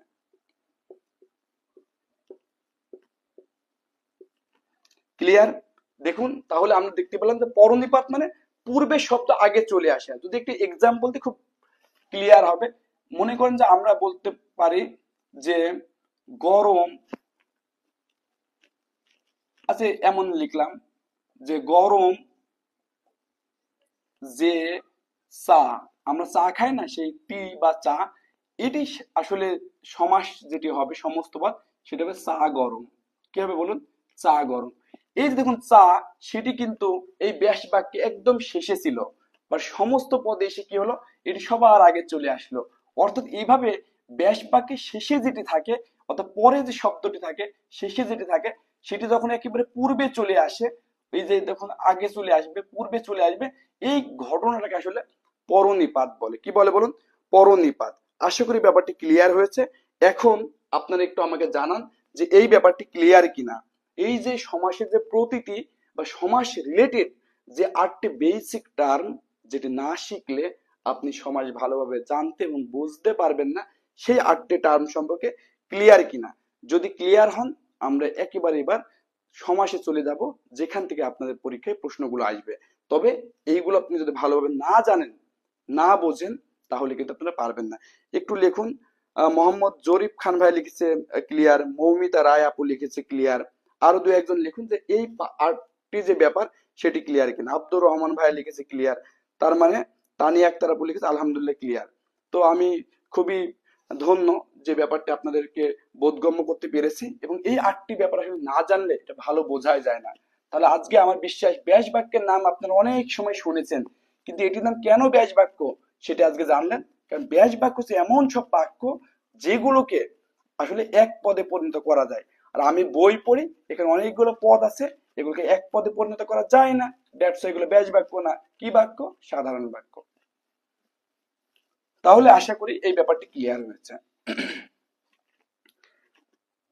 এখন এখন আসলে আমরা সমাসের কিন্তু আগে ছিল 6 প্রকার, আরো অনেক অপ্রধান সমাস আছে, যেমন প্রাদি সমাস, অলোক সমাস, নিত্য সমাস, দ্বিগু সমাস। ক্লিয়ার? এই যে অপ্রধান যে উপপদ সমাস, এইগুলো পরে আলোচনা করব। আমরা সবার আগে করি কি জানেন? দ্বন্দ্ব সমাসে আলোচনা করি। এই দ্বন্দ্ব সমাস কিন্তু পরীক্ষাতে কম আসে। পরীক্ষাতে সব থেকে যেগুলো বেশি আসে আমি সেই সিকুয়েন্স অনুসারে বলবো। সব থেকে কঠিন যে সমাস সেটা হচ্ছে কর্মধারয় সমাস, এবং এটি সব থেকে পরীক্ষায় বেশি আসে। এরপরে যেটি আছে সেটি কিন্তু তৎপুরুষ সমাস, এরপরে বহুব্রীহি সমাস, এরপর অব্যয়ীভাব সমাস। এইভাবে কিন্তু ধারাবাহিকভাবে সমাসগুলো ইম্পর্টেন্ট এবং কঠিন। তাই আমরা সর্বপ্রথম সব থেকে ইম্পর্টেন্ট যেটা পরীক্ষাতে বেশি আসবে সেটি নিয়ে আলোচনা করব। ফলে আজকে আমরা মূলত এখন যেটা আলোচনা করব সেটা হচ্ছে কর্মধারয় সমাস। অর্থাৎ আজকের এই পর্বে আমরা কর্মধারয় সমাসের একেবারে একেবারে বেসিক, আমি বেসিকও শেখাবো, শর্টকাটও শেখাবো। কিন্তু বেসিকটা এই কারণে শেখাবো যে বেসিক না জানলে, আপনি শর্টকাট জানলে আপনার কনফিডেন্স তৈরি হবে না। আমি একটা মজার গল্প শেয়ার করি। আমি যখন অ্যাডমিশন টেস্টে ঢাকা এসেছিলাম, তখন কোচিং এ ভর্তি হয়েছে। তো বড় ভাইদের অনেকে আছে, অনেক স্যার আছে না শর্টকাট পড়াই। তো তখন খুব মজা করে যারা শর্টকাট পড়ে তাদের দিকে আমি বেশি ঝুঁকে পড়ছিলাম। তো আমার বুয়েটের এক বড় ভাই ছিল, উনি বললো, সোহাগ শোনো, তুমি যদি বিশ্ববিদ্যালয়ে চান্স পেতে চাও, তুমি একটা অঙ্ক জানো না, সেই অঙ্কটা বেসিক কি, সেই অঙ্কটা কেন হয়, তুমি কি X by Y by D square এইগুলো করে দিয়ে অঙ্কটা করে ফেললে তুমি চান্স পাবা না। কারণ বুয়েটের মতো একটা প্রতিষ্ঠানে পড়তে গেলে, ঢাকা ভার্সিটি, বুটেক্স এরকম যদি একটা ভালো বিশ্ববিদ্যালয়ে পড়তে হয়, তোমার অবশ্যই কিছু জানা লাগবে। তুমি যদি সেই ব্যাপারটা না জানো, তুমি কিছু না জেনে একটা বিশ্ববিদ্যালয়ের চান্স এটা পাবা না। তো আমি আজকে সেই ব্যাপারটা আপনাদেরকে বলতে চাই। আপনারা কেউ বিসিএস ক্যাডার হবেন, কেউ চাকরি করবেন, চাকরি পাওয়ার সাথে সাথে আপনার সামাজিক অবস্থান চেঞ্জ হয়ে যাবে, ভালো জায়গায় বিয়ে শাদী হবে, ভালো বেতন পাবেন, গাড়ি পাবেন, বাড়ি পাবেন, অনেক মানুষের কাছে মূল্যায়ন পাবেন। তো এত কিছু পাবেন, অথচ আপনি একটা ব্যাপার জানবেন না, আপনি একটা ব্যাপার বুঝবেন না, পারবেন না। এটা চালাকি করে আসলে চাকরি পাওয়া সম্ভব না। স্পেশালি বিসিএস ক্যাডার হওয়া এবং বড় যে কোনো ধরনের চাকরি পাওয়া, এটা চালাকি করে সম্ভব না। এই ক্ষেত্রে অবশ্যই আপনার বেসিক জানতে হবে। আপনি যখন সত্যি ব্যাপারে জানবেন, পারবেন, তখনই আপনি কেবল চাকরিটা পাবেন এবং তখনই আপনার সমাজে মানুষ মূল্যায়ন করবে। একটা এসপির শুধু পাওয়ার আছে বলে যে মানুষ তাকে মূল্যায়ন করে এমন না, সে অনেক বেশি মেধাবী, সে অনেক জনকে টপকে এই জায়গাটা অর্জন করেছে। এই কারণে প্রধানত তাকে মূল্যায়ন করে, দ্বিতীয়ত তার ভালো পদ বা অবস্থানের কারণে মূল্যায়ন করা হয়। তাই আপনি যদি ভাই কিছু না জানেন, কিছু না বোঝেন, তাহলে এটা পারবেন না। তো কর্মধারের সমস্যা একদম বেসিক যাকে বলে, একবারে আপনাদের পানি খাবার করে ফেলবা কর্মধারের সমাজকে। তো এখন মনে করুন পরীক্ষায় কি আসে, নিচের কোনটি কর্মধারায় সমাস। এখানে মনে করেন 4টি 5টি শব্দ দেওয়া থাকে। হ্যাঁ, এই 4টি 5টি শব্দ যদি দেওয়া থাকে, তখন আপনি শব্দগুলো দেখে আপনি বলেন তো, আপনি শব্দগুলো কিভাবে বুঝবেন এটি কর্মধারয় সমাস? তাহলে নিশ্চয়ই কর্মধারয় সমাসে কিছু বৈশিষ্ট্য আছে, যে বৈশিষ্ট্যগুলো দেখলে, যে বৈশিষ্ট্যগুলো দেখলে আপনি বুঝতে পারবেন যে এটি কর্মধারয় সমাস কিনা। তো একটু একটু আমি বলি। মনে করুন এখানে আমি তো ছেলে, তাই না, আমি একটা ছেলে দাঁড়িয়ে আছে, এখানে একটা মেয়ে দাঁড়িয়ে আছে, এখানে শরীফ থেকে শরীফা অর্থাৎ একটা ট্রান্সজেন্ডার দাঁড়াই আছে, এবং একটা মনে করেন যে গরু দাঁড়ায় আছে। এখন যদি এই 4টা মানুষ যদি থাকে, যদি আমি বলি যে নিচের কোনটি ছেলে, তাহলে নিশ্চয় আমাকে খুঁজে নেবেন।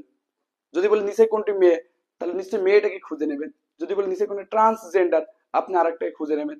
যদি বলি নিচের কোনটি গরু, আরেকটাকে খুঁজে নেবেন। এখন বলুন, এই যে 4জন লোক ছিল, তার ভিতরে আপনি একটা গরুকে কিভাবে খুঁজে নেবেন? তাহলে তখন আপনি জানেন, হ্যাঁ, গরু, তার মানে ওর তো 4টা পা আছে, ওর লম্বা মাথা আছে, ওর খাড়া খাড়া শিং আছে। এইগুলো দেখে কিন্তু আপনি বুঝবেন এটি একটি গরু। যদি বলি কোনটা মেয়ে, তাহলে নিশ্চয়ই এমন কিছু বৈশিষ্ট্য আছে যার কারণে আপনি বুঝতে পারবেন এটা মেয়ে। তার মানে আমাকে নিচের কোনটি কর্মধারয় সমাস, নিচের কোনটি বহুব্রীহি সমাস, এটি জানতে গেলে ওই সমাসে নিশ্চয়ই কিছু বৈশিষ্ট্য আছে। যে বৈশিষ্ট্যগুলো যদি আপনি জানেন, তাহলেই তাকে খুঁজে আনতে পারবেন, সেটিকে আলাদা করতে পারবেন। বৈশিষ্ট্যগুলো যদি আপনি না জানেন, তাহলে কিন্তু পারবেন না। আবার মনে করুন 4টা ছেলে আছে, কারণ কেউ টাক, টাক বুঝছেন না, মানে একেবারে ম্যাগনেট হয়ে গেছে। কেউ মনে করুন যে অনেক বড় বাবরি চুল আছে, কেউ আছে চুল ছোট। এখন বাইরে বেশ কিছু জন এভাবে আছে। এখন আপনার বাবা আপনাকে বললো, এই আমার বন্ধুকে খুঁজে নিয়ে আয়। আপনি কি 3জনকে, আপনি কি বুঝতে পারবেন যে কোনটা আপনার বাবার বন্ধু যদি আপনার পূর্ব পরিচিত না হয়? তখন যদি বলে যে বাবা, আমি কিভাবে খুঁজে পাবো, তো বলবে যে বাবরিয়ালা যে চুল, ওকে ধরে নেয়, ওটা আমার বন্ধু। তখন কিন্তু সহজে আপনি 4জন মানুষের ভিতর থেকে ওই বাবরিয়ালা চুলটাকে খুঁজে আনতে পারবেন, কারণ বাবরিয়ালা চুল হচ্ছে তার বৈশিষ্ট্য।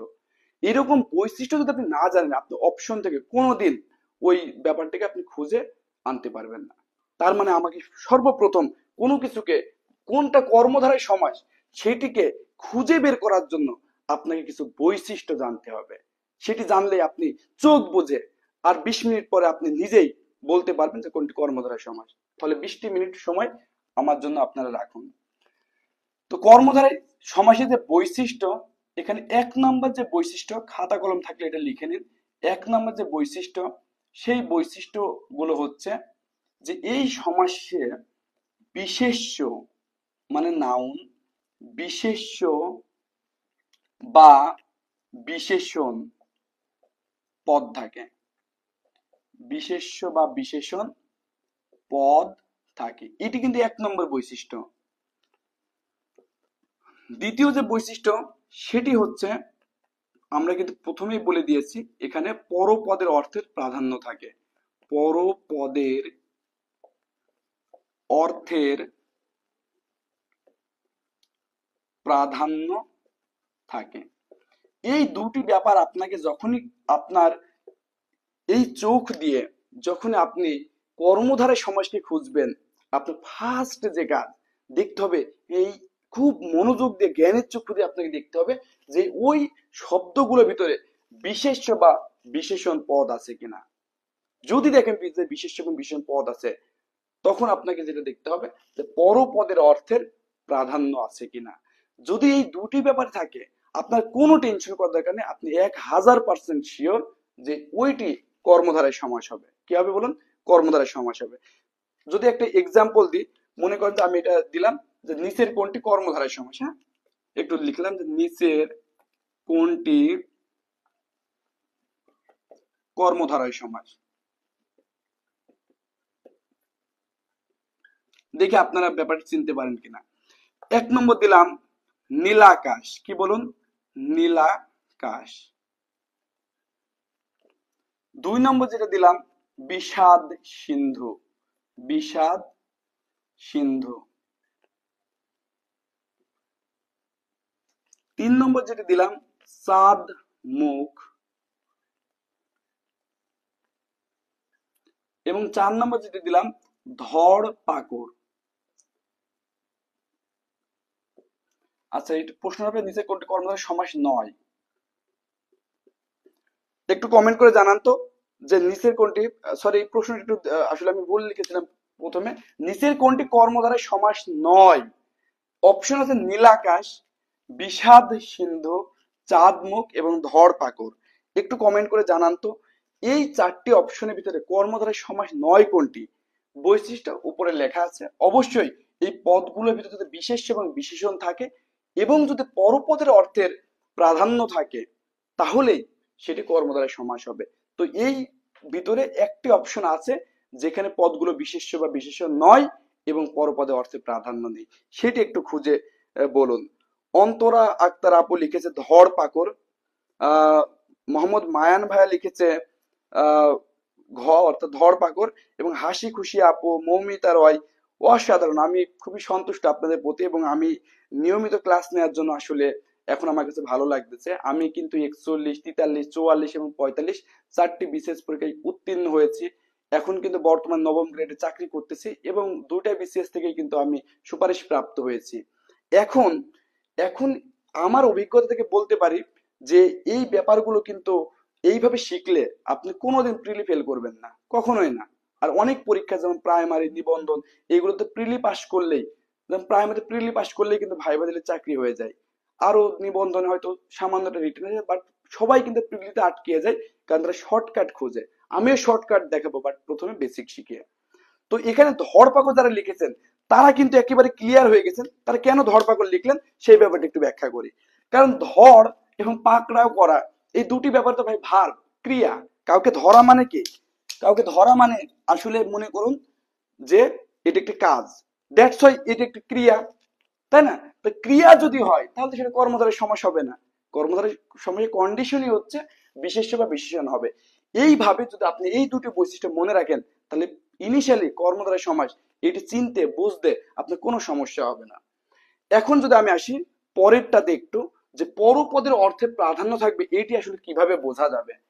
কিভাবে বোঝা যাবে যে পরপদের অর্থের প্রাধান্য থাকবে? একটা জিনিস লিখলে আপনারা ক্লিয়ার হয়ে যাবেন, সেই ব্যাপারটা একটু দেখুন। আমি এটা লিখলাম যে কাজল, কাজল কালো। তো একটু বলি, কাজল যেটি সেটা কিন্তু চোখে দেওয়া হয়, তাই না? ওই যে ছোট ছোট বাচ্চাদের কিন্তু আগে মানে কাজল দেওয়া হতো চোখে এবং টিপ দেওয়া হতো। সেই কাজল যেহেতু একটা কালার, মানে কোন একটা জিনিস, তো সেটি কিন্তু একটি বিশেষ্য পদ। কি পদ বলুন? বিশেষ্য। এবং কাজলের রং যে কালো, সেটি কিন্তু একটি বিশেষণ পদ।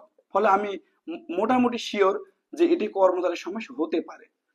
এখন কাজল কালো শব্দ দিয়ে কিভাবে পরপদের অর্থ প্রাধান্য পায়, এইটা অনেকে বুঝতে পারে না। এটা আমি দেখেছি, বলে ভাই বুঝলাম যে পরপদে অর্থের প্রাধান্য পায়, কিন্তু ভাই আমি না শব্দটা দেখে আমার থেকে মনে হয় না যে এটা আসলে পরপদের অর্থে প্রাধান্য পাবে। ফলে কিভাবে বুঝতে একটু দেখুন, কাজল কালোতে কিভাবে এই কালো যে পরপদ তার অর্থে প্রাধান্য থাকে। মনে করুন আমার এক বান্ধবী, তার চোখ দেখে আমি বললাম, আরে বন্ধু তোর চোখ তো খুব সুন্দর, মানে খুবই মায়াবী, আমার খুব ভালো লাগে, ঠিক আছে? তো তখন বললো, হ্যাঁ বুঝলাম তোর ভালো লাগে, কিন্তু সুন্দর কেন?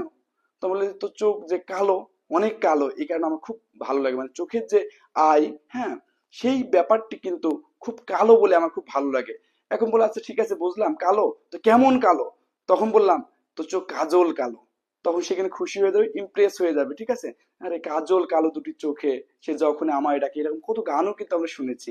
তার মানে এই যে ব্যাপার আমরা যেটা দেখলাম, যে কাজল কালো, হ্যাঁ, আলটিমেটলি আমি প্রথমে কিন্তু কালো চোখ দেখে কিন্তু বলেছি যে তোর চোখ কাজল কালো। সে যখন জানতেছে যে কেমন কালো, আমি তখন বললাম কাজল কালো। তার মানে বলুন তো, ও চোখ যখন দেখলাম সেটা কাজলটা মেইন গুরুত্বপূর্ণ না কালোটা মেইন গুরুত্বপূর্ণ? একটু কমেন্ট করে জানান তো। ও চোখ যখন আমি প্রথমে দেখেছিলাম, ওর চোখের কালো অংশ দেখে আমি কাজল কালো বলেছিলাম, না ওই ছোটকালে কোনো বাচ্চা কাজল দিয়েছিল সেটা মনে করে ওকে দেখে বললাম, আরে তোর চোখ তো কাজল কালো? বলুন তো কোনটা আসলে মেইন প্রাধান্য পেলো ওকে যখন আমি বললাম? তখন কালোটা বেশি প্রাধান্য পেয়েছিল না কাজলটা বেশি প্রাধান্য পেয়েছিল? একটু কমেন্ট করে জানান। তানিয়া আক্তার আপু, আপু আসলে এগুলো ভালো বোঝে, উনি লিখেছে কালো। কারণ কালো দেখেই কিন্তু আসলে আমার মনে হয়েছিল যে উপমা দেওয়ার জন্য আমি বলেছিলাম যে কাজল কালো। তার মানে এখানে আলটিমেটলি কালো যে শব্দটি, অর্থাৎ পরপদ, পরে যেটি আছে, সেই পরপদের অর্থের কিন্তু প্রাধান্য পায়। ক্লিয়ার? আব্দুর রহমান ভাই বলছে কালো, অন্তর আক্তার আপু বলতেছে কালো। আসলেই কালো, এই কালোটাই কিন্তু আসলে মেইনলি প্রাধান্য পায়। এইভাবে যদি আপনি একটু ডিপলি অ্যানালাইসিস করেন, দেখতে পারেন অবশ্যই পরপদের অর্থের প্রাধান্য আছে। যদি একটা ছেলে খুব সুন্দর মনে করেন, একেবারে সাদা, তখন আমরা বলি দুধের মতো সাদা রে ভাই, দুধের মতো সাদা। তো এই যে আলটিমেটলি আমাকে দুধ দেখে বললাম না তার চেহারা সাদা দেখে বললাম? নিশ্চয়ই তার চেহারা সাদা দেখে বললাম। আবার মনে করুন যে আপনি কোন একটা জিনিস শীতকালে একটা লোহা ধরেছেন, দিয়ে বললে বরফের মতো ঠান্ডা রে ভাই, বরফের মতো ঠান্ডা। ওখানে কি বরফ ছিল? ছিল না।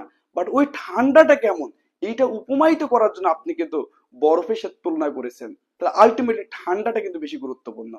আবার যদি আমি বলি রক্তের মতো লাল রে ভাই, রক্তের মতো লাল, তাহলে এখানে কিন্তু আমি কোন একটা লাল জিনিস দেখে কিন্তু এই কথাটা বলি। তার মানে আপনি একটু ডিপলি চিন্তা করে দেখবেন যে এখানে অবশ্যই পরপদের অর্থের প্রাধান্য থাকে। কোন পদে অর্থের প্রাধান্য থাকে বলুন? পরপদের অর্থের প্রাধান্য থাকে।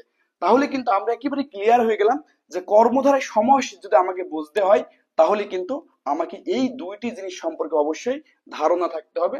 বৈশিষ্ট্য হচ্ছে বিশেষ্য এবং বিশেষণ পদ নিয়ে তৈরি হবে, এবং পরপদের অর্থের প্রাধান্য থাকবে। ক্লিয়ার?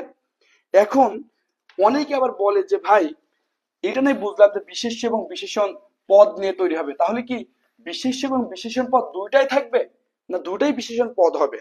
তো এই জন্য আপনাকে জানতে হবে যে চারটা সিস্টেমে আসলে এটি হতে পারে। এক নম্বর যে সিস্টেম, সেটি শুরুতে মনে করেন যে বিশেষ্য থাকতে পারে,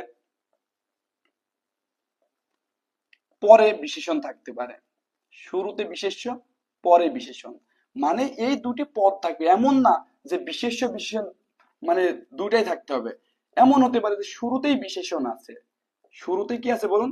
বিশেষণ আছে, পরে মনে করুন বিশেষ্য আছে, তাও কর্মধারয় সমাস হবে, বিশেষ্য এবং বিশেষণ থাকলেই হবে। এমন হতে পারে যে আপনার দুইটা পদই বিশেষ্য, কোনো সমস্যা নেই, দুইটি পদই কি হতে পারে? বিশেষ্য হতে পারে, বিশেষ্য প্লাস বিশেষ্য। এমন হতে পারে যে আপনার দুটি পদই বিশেষণ, কোনো সমস্যা নেই, অর্থাৎ এই বিশেষ্য বা বিশেষণের ভিতরে থাকলেই হবে, অন্য কোনো পদে না গেলেই চলবে। ক্লিয়ার? এই ব্যাপারটা একটু আপনারা দেখুন তো।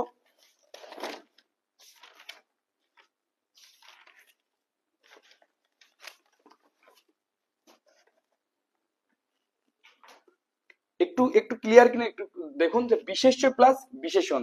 যেমন এটা যদি একটা এক্সাম্পল দিই আপনাদের, মনে করেন যে কাজল কালো, যেটা কিছুক্ষণ আগে বললাম, এই কাজলের যে প্রথম অংশে কাজল, সেটি কিন্তু একটা বিশেষ্য, এবং পরের কালো কিন্তু বিশেষণ। এরপরে যদি আমি বলি প্রথমে বিশেষণ, যেমন আমি লিখেছিলাম নীলাকাশ, এই নীল একটি রং যেটি একটি বিশেষণ, এবং এখানে কিন্তু আকাশ যেটি সেটি একটি বিশেষ্য পদ। এরপর দেখুন দুটাই বিশেষ্য হতে পারে, যেমন মনে করেন চাঁদ মুখ যেটি লিখেছিলাম, চাঁদ মুখ। এরপরে মনে করেন দুটাই বিশেষণ হতে পারে, যেমন মনে করুন যে হৃষ্ট পুষ্ট। ক্লিয়ার?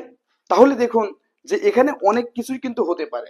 এখানে কর্মধারয় সমাসে এমন না যে বিশেষ্য এবং বিশেষ দুইটা থাকতে হবে, প্রথমে বিশেষ্য পরে বিশেষণ থাকতে পারে, প্রথমে বিশেষণ পরে বিশেষ্য থাকতে পারে, দুটাই বিশেষ্য হতে পারে, দুটাই বিশেষণ হতে পারে, বাট এর বাইরে অন্য কোনো পদ থাকবে না।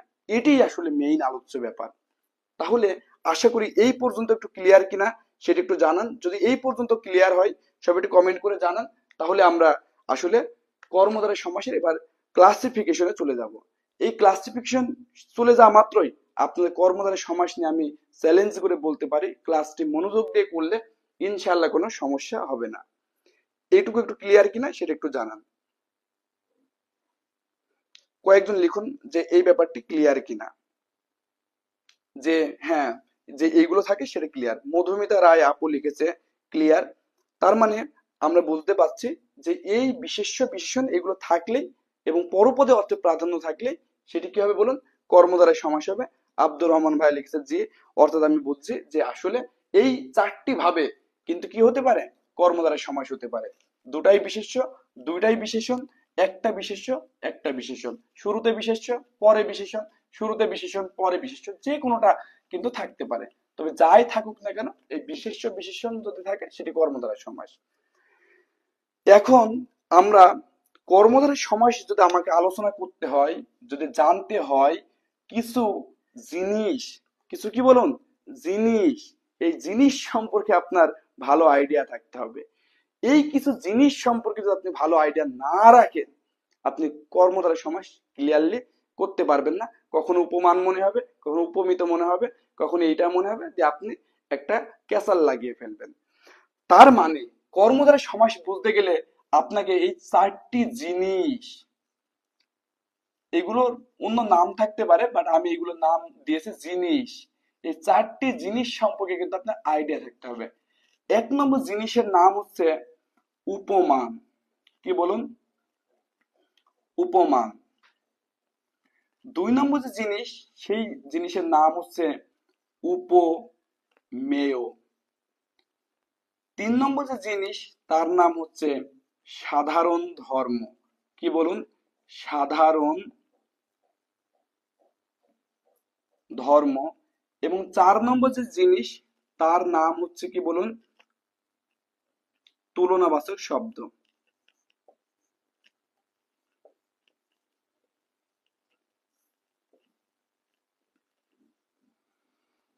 তো একটু একটু সবাই একটু মনোযোগ সহকারে দেখুন যে যদি আপনাকে কর্মধারয় সমাসের যখন আমরা শ্রেণী বিভাগ পড়াবো তখন এই ব্যাপারটিকে আপনাকে আলাদা করতে পারতে হলে, আলাদাভাবে বুঝতে হলে ক্লিয়ারলি আপনাকে চারটি জিনিস সম্পর্কে খুব আইডিয়া থাকা লাগবে। এক নম্বর জিনিসের নাম হচ্ছে উপমান, দুই নম্বর উপমেয়, তিন নম্বর সাধারণ ধর্ম, এবং চার নম্বর জিনিসের নাম হচ্ছে তুলনাবাচক শব্দ। এখন কথা হচ্ছে এই চারটি জিনিসকে যদি আমি যতই হাতে কলমে শেখাই না কেন, যতই মুখে বলি না কেন, আজীবন বললে আপনারা খুব একটা ভালোভাবে ক্লিয়ার মনে রাখতে পারবেন না। যদি আপনারা বলেন তাহলে আমি দুটো জিনিস বের করে দেখাবো, ওই জিনিস দুটো দেখলেই আপনাদের এই চারটা জিনিস মনে রাখতে আর কোনো কঠিন হবে না। দেখাবো কিনা একটু বলেন তো, যে এমন দুটো জিনিস বের করব কিনা যে দুটো জিনিস দেখলে আপনাদের এই চারটি যে ব্যাপার সেটি আসলে মনে রাখতে, সেটি বুঝতে কোনো প্রবলেম হবে না। বের করবো কিনা একটু আমাকে কমেন্ট করে জানান তো, সেই ব্যাপারগুলো বের করবো কিনা। আব্দুর রহমান ভাই বলেছে দেখান। যদি আমি খুব ভালো আসলে ছবি আঁকতে পারি না, তো মোটামুটি মনে করেন এইটা, মনে করেন যে এটা, এটার নাম কি একটু বলুন তো, এই যেটা আঁকালাম এতক্ষণ ধরে এটার নাম কি আর কি। আর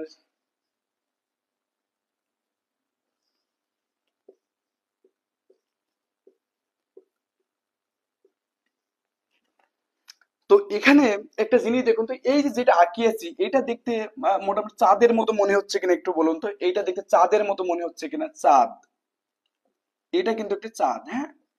আর এইটা দেখতে একটা মানুষের মুখের মতো মনে হচ্ছে কিনা? মুখ।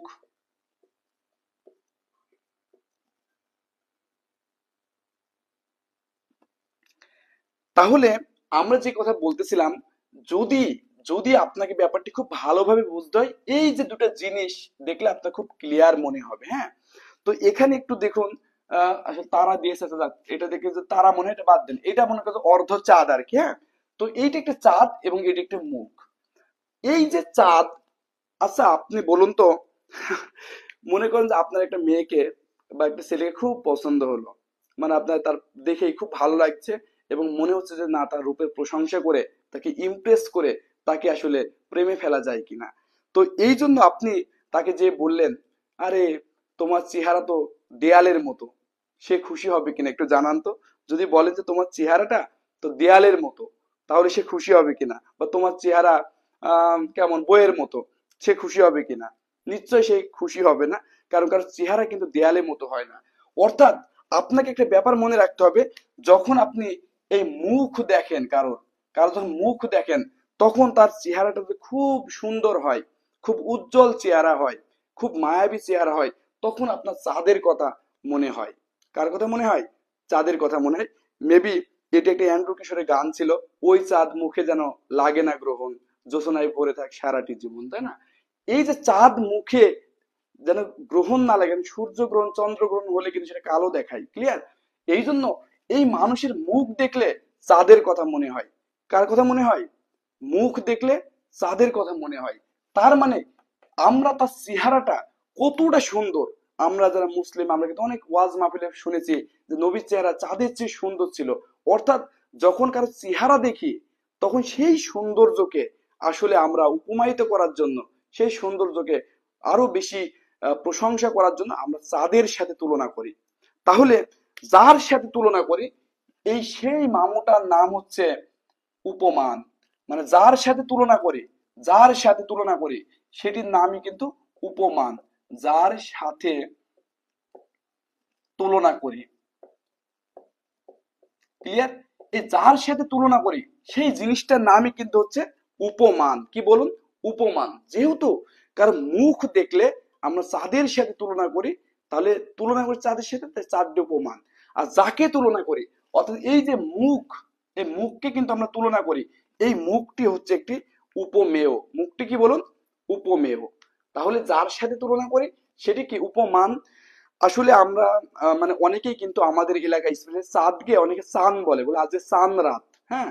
এরকম আমাদের অনেকে এলাকার নামও আছে চাঁদপুর, কিন্তু মানুষ বলে চাঁদপুর।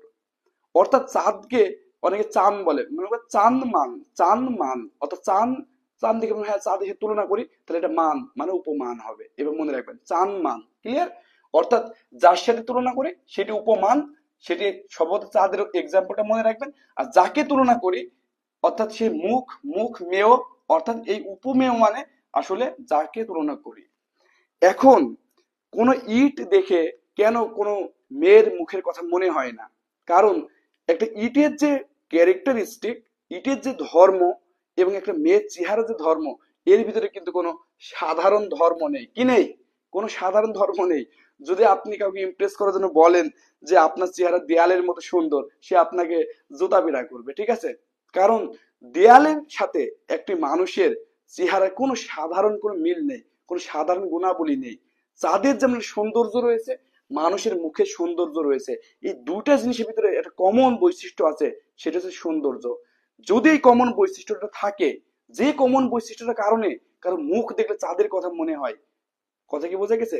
যে কমন বৈশিষ্ট্যের কারণে কোনো একটা জিনিস দেখলে আমার অন্য একটা জিনিসের কথা মনে হয়, সেই কমন বৈশিষ্ট্যটাই হচ্ছে কি বলুন? সাধারণ ধর্ম। কি ধর্ম? তাহলে এখানে যদি আমি বলি যে কাজল কালো, তার মানে দেখুন কালো যে জিনিস সেটিও কালো, আবার কাজলও কালো, তাহলে নিশ্চয়ই এই দুজনের ভিতরে একটা সাধারণ ধর্ম আছে, যার কারণে কালো বস্তু দেখলে আমার কাজলের কথা মনে হচ্ছে। সেই সাধারণ ধর্মটি কিন্তু হচ্ছে আপনার কি বলুন? সেই সাধারণ ধর্মটি হচ্ছে আপনার মানে সে তুলনা করার কারণ, এবং সেটাকেই কিন্তু সাধারণ ধর্ম বলে। এরপরে আমরা লাস্ট যেটা দেখবো, তুলনাবাচক শব্দ। কি শব্দ? তুলনাবাচক শব্দ। যদি আমি একটি এটুকু একটু ব্যাস বাক্য লিখি, এভাবে লিখতে পারি যে মুখ চাঁদের ন্যায়। মুখ চাঁদের বা চাঁদের ন্যায় মুখ, যে কোনো একটা লিখলে হবে। মূলত তুলনা করতে হবে যে মুখ চাঁদের ন্যায়। এই যে ন্যায়, এই শব্দটির মাধ্যমে কিন্তু আপনি কি করলেন বলুন? তুলনা করলেন। কি করলেন বলুন? তুলনা করলেন আর কি। তো এই যে মুখ চাঁদের ন্যায়, অর্থাৎ আপনি কিন্তু চাঁদের সাথে তুলনা করলেন, বা আপনি লিখলেন যে মুখ চাঁদের মতো। এই মতো শব্দটা দেয়া মাত্রই আপনার তুলনাটা হলো। যদি আপনি বলতেন শুধু মুখ চাঁদের, তাহলে কিন্তু তুলনাটা হইতো না। যখন বলবেন যে মুখ চাঁদের মতো বা মুখ চাঁদের ন্যায়, তখন কিন্তু এই মতো শব্দ দ্বারা কিন্তু তুলনা হলো। তার মানে মতো এই শব্দটি বা ন্যায় যে শব্দটি, সেটি কিন্তু একটি তুলনাবাচক শব্দ। কি শব্দ বলুন? তুলনাবাচক শব্দ। তাহলে যদি এখানে আমরা সামারি করি, এখানে আমরা চারটা জিনিস পেলাম। প্রথম জিনিস, যার সাথে তুলনা করা হয় সেটি উপমান, যাকে তুলনা করা হয় সেটি উপমেয়। তুলনা করা অবশ্যই কারণ থাকতে হবে, দুজনের ভিতরে কোনো কমন বৈশিষ্ট্য থাকতে হবে, যে মিলের কারণে আমরা তুলনা করি তাকেই কিন্তু আমরা সাধারণ ধর্ম বলি। এবং এই তুলনাটা যখন ব্যাস বাক্যে লিখি, তখন মতো, ন্যায়, এরকম অনেক শব্দগুলো লিখি, যেটাকে আসলে আমরা তুলনাবাচক শব্দ বলি। এখন একটু আমাকে কমেন্ট করে জানান এই চারটা জিনিস সম্পর্কে আপনাদের আইডিয়া ক্লিয়ার হয়েছে কিনা। যদি ক্লিয়ার হয়ে থাকে তাহলে এখন এই কর্মধারয় সমাজ শেখাতে 10 মিনিট লাগবে। আমাদের সব কনসেপ্ট ক্লিয়ার, এখন শুধু বলবো আর ব্যাপারটা ক্লিয়ার হয়ে যাবে। একটু একটু আমাকে বলুন যে ব্যাপারটা ক্লিয়ার কিনা। সব একটু লিখুন তো ব্যাপারটা ক্লিয়ার কিনা।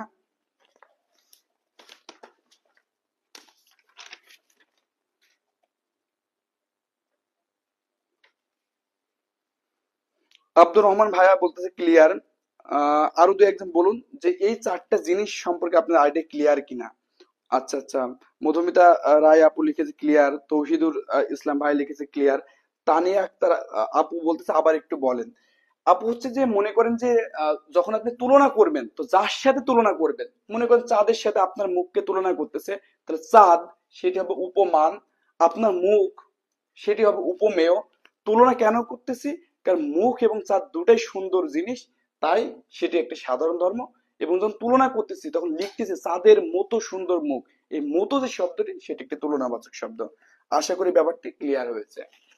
তো এখন এখন আমরা যখন এটা শিখবো, এখন আমরা চলে যাব এই কর্মধারয় সমাস টোটালি 5 প্রকার। কত প্রকার বলুন? 5 প্রকার। তার ভিতরে প্রথম যে প্রকারভেদ সেটি সেটি একটু শিখবো। সাধারণ ধর্ম এটি বোঝে নাই, সুমন কান্তি দে ভাইয়া বলতেছে ভাই সাধারণ ধর্ম মানে, মনে করুন যে আমরা বলতেছি একটা গোলাপ ফুল দেখলেন আপনি, তো গোলাপ ফুল কেমন? লাল। তখন আপনি বললেন রক্তের মতো লাল, কারণ রক্তেও কিন্তু লাল, আবার গোলাপ ফুলও কি লাল। এই যে লাল, যে এটা দুটার ভিতরে মিল আছে আর কি, কমন ব্যাপার। অর্থাৎ রক্তের কালারও লাল, আবার গোলাপের কালারও কি লাল। তাহলে যেহেতু দুটার কালারই লাল, এটি আসলে কমন যে ব্যাপারটা, সেটি কিন্তু আসলে সাধারণ ধর্ম। সেটি কি আসলে সাধারণ ধর্ম। ক্লিয়ার? অর্থাৎ এটিও লাল, ওটিও লাল। আবার দেখুন বলছে দুধের মতো সাদা চেহারা, তো কারো চেহারাও যেমন সাদা, একইভাবে দুধ এটিও সাদা। তাহলে এই যে দুটা কমন জিনিস, দুটাই দেখতে সাদা, এটিকে আসলে সাধারণ ধর্ম বলতেছে। অর্থাৎ যে কারণে আসলে আমরা তুলনা করতেছি, সেটি কিন্তু আসলে এখানকার মূল ব্যাপার। তো চলুন এখন আমরা আলোচনা করব উপমান নিয়ে।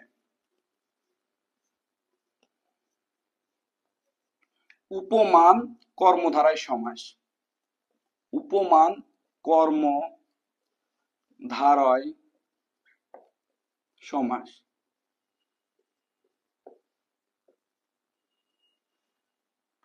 তো দেখুন এই যে যখন আমরা এখানে উপমান যে কর্মধারয় সমাসটি যখন আমরা আলোচনা করব, তখন কিন্তু আমাদের একটি ব্যাপার কিন্তু অবশ্যই মনে রাখতে হবে।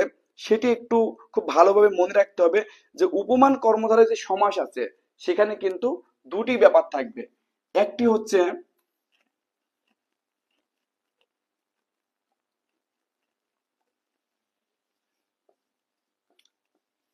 উপমান থাকবে, আর সাধারণ ধর্ম থাকবে।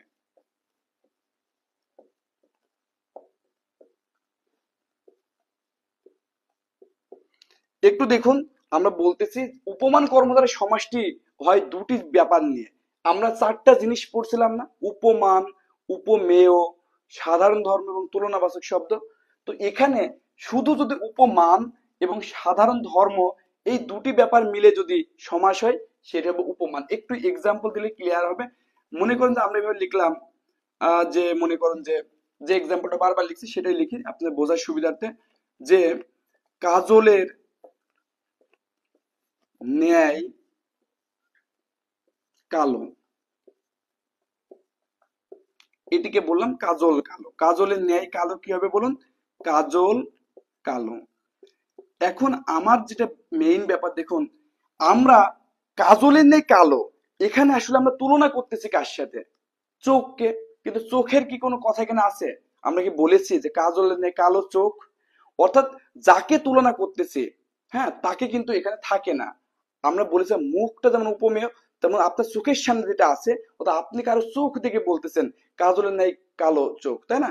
দেখুন এখানে সেই চোখ ব্যাপারটা থাকবে না, অর্থাৎ উপমেয় যে ব্যাপারটি সেটি কিন্তু এখানে থাকবে না। কি হবে না? থাকবে না। তার মানে এখানে শুধু উপমান থাকবে। আর আপনি যাকে তুলনা করতেছেন সে কালো যে জিনিসটা, সেই দেখুন সে কালো, সেটি সাধারণ ধর্ম সেটি থাকবে।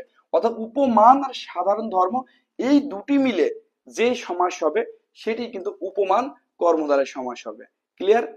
উপমান কর্মধারয় সমাস হবে। আবার দেখুন নীল যে আকাশ, এটি কিন্তু আবার হিসাবটা আলাদা। ক্লিয়ার? তো আপাতত এটি একটু দেখুন যে এই ব্যাপারটি মোটামুটি ক্লিয়ার কিনা। যদি এই ব্যাপারটি ক্লিয়ার হয়, আপনারা আরো কিছু আমি এক্সাম্পল লিখতে দিই, সেই এক্সাম্পল গুলো দেখলে খুব ক্লিয়ার হবে আর কি। যেমন আপনারা যদি লেখেন বকের ন্যায় ধার্মিক, বকের ন্যায় ধার্মিক কি হবে একটু বলুন তো? বক ধার্মিক, বক ধার্মিক। তো এখানে একটু জিনিস দেখুন, এই যে বক, এই বকের সাথে বক ধার্মিক বলতে আমরা কি বুঝি? বক ধার্মিক বলতে আমরা বুঝি যে যারা ভণ্ড, তাই না, তাকে বক ধার্মিক বলি। কিন্তু যে ভণ্ড দেখুন তার কিন্তু এখানে কোনো নাম নেই, শুধু বকের সাথে তুলনা করতেছে এবং উভয়ের ভিতরেই সেও ধার্মিকের নিয়ে আচরণ করে, বকও ধার্মিকের নিয়ে আচরণ করে। তাহলে কমন বৈশিষ্ট্য হচ্ছে ধার্মিক, আর তুলনা করতেছে বকের সাথে। অর্থাৎ উপমান এবং সাধারণ ধর্ম মিলে কি তৈরি হবে বলুন? যে সমাস হবে সেই সমাসটির নামই কি বলুন? উপমান কর্মধারয় সমাস। যদি এই ব্যাপারটি ক্লিয়ার হয়, আপনাদের একটি শর্টকাট শিখিয়ে দিচ্ছি, যেটি শিখলে আপনাদের আর কোনো প্রবলেম হবে না। সেটি একটু দেখুন। এইভাবে আমরা লিখতেছি, এটি একটু মনে রাখবেন শর্টকাট। যেখানে নাউন প্লাস অ্যাডজেক্টিভ থাকবে, অর্থাৎ নাউন আর অ্যাডজেক্টিভ থাকলেই সেটি হবে উপমান কর্মধারয় সমাস। অর্থাৎ এই পদটির ভিতরে একটি নাউন এবং একটি অ্যাডজেক্টিভ থাকবে। অ্যাডজেক্টিভ মানে কিন্তু বিশেষণ। ক্লিয়ার?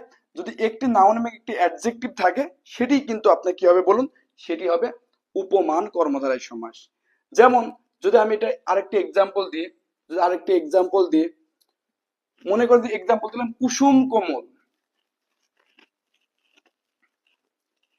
কুসুম কোমল।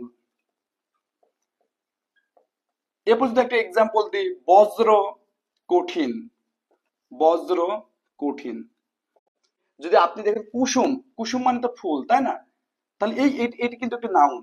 আর কোমল মানে কি সফট, নরম, এটি কার বৈশিষ্ট্য? এটি একটি অ্যাডজেক্টিভ। যদি এই শব্দ দুটার ভিতরে একটি নাউন একটি অ্যাডজেক্টিভ থাকে সেটি কিন্তু 100% উপমান কর্মধারয় সমাস হবে। আবার দেখুন বজ্র কঠিন, এই বজ্র কিন্তু একটি নাউন, আর এই কঠিন এটি কিন্তু একটি কঠিন, হার্ড, আমরা জানি হার্ড যে ইংরেজি শব্দ সেটা একটি অ্যাডজেক্টিভ। তার মানে এইভাবে যদি নাউন প্লাস অ্যাডজেক্টিভ হয়, এই শব্দটা কিন্তু প্রথম অংশটা নাউন, পরের অংশটা যদি অ্যাডজেক্টিভ হয় সেটি 100% উপমান কর্মধারয় সমাস। এছাড়া যদি আপনি আরো বলেন যে ভাই সিঁদুর রাঙা কি হবে? মনে করি সিঁদুর রাঙা, তাহলে এই যে সিঁদুর, এটি নিশ্চয়ই একটা নাম, একটা রঙের নাম।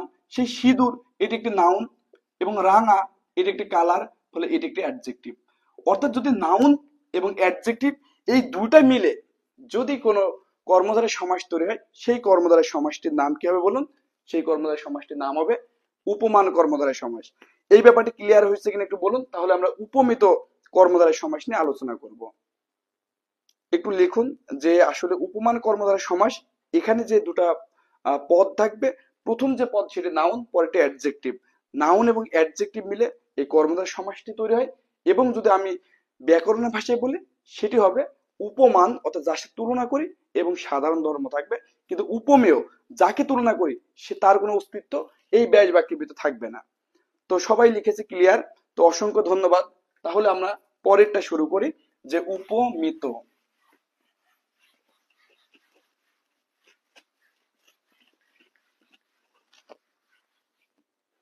তো দেখুন, যদি আমি এটা লিখি একটু, উপমিত কর্মধারায় সমাস, উপমিত।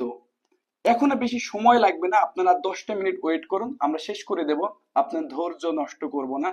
এই উপমিত যে কর্মধারয় সমাস, সেই উপমিত কর্মধারয় সমাসে যদি আমি ব্যাকরণের ভাষায় বলি, তাহলে আপনাকে মনে রাখতে হবে এখানে আসলে উপমান, উপমান যোগ উপমেয়, এই দুটা ব্যাপার নিয়ে আলোচনা হবে। উপমান যোগ উপমেয়, ক্লিয়ার? তাহলেই কিন্তু উপমিত কর্মধারয় সমাস হবে। আর শর্টকাট যদি বলি, এটিও একটি নাউন হবে, এটিও একটি নাউন হবে। অর্থাৎ দুটাই যদি নাউন হয় তাহলে সেটি হবে কি বলুন, উপমিত কর্মধারয় সমাস। যদি আমি এক্সাম্পল দিই, যদি এমন বলি যে চাঁদ মুখ,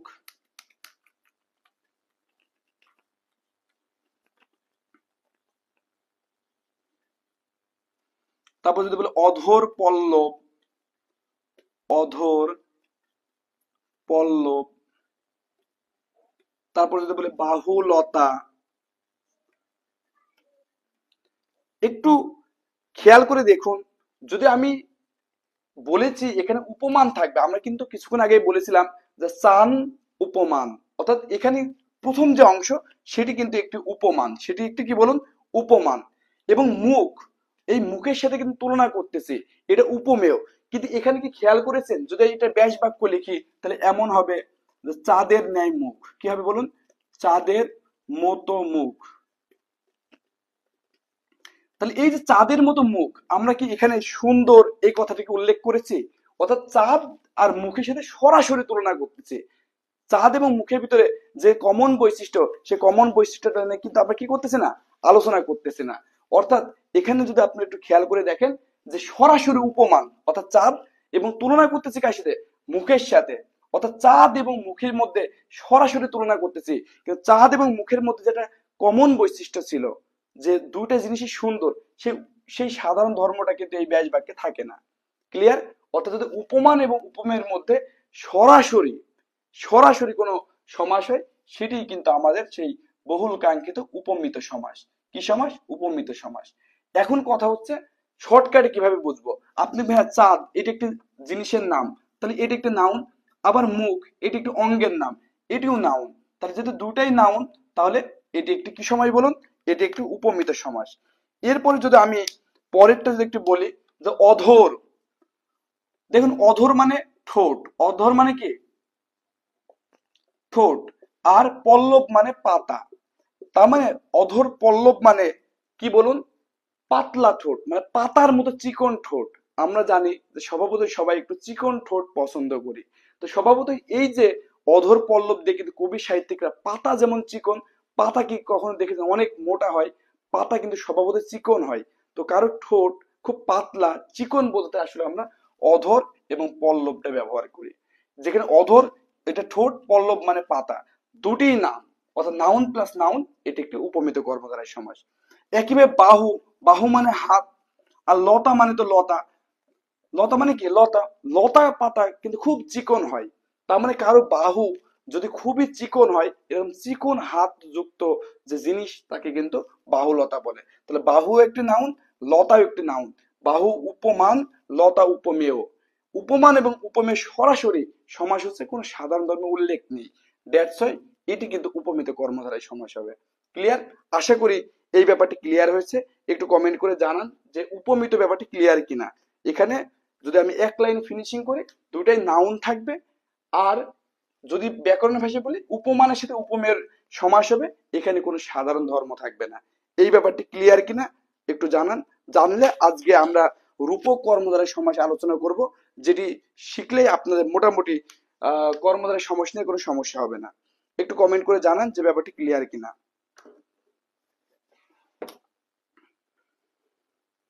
দু একজন কমেন্ট করে জানান যে ব্যাপারটি ক্লিয়ার কিনা।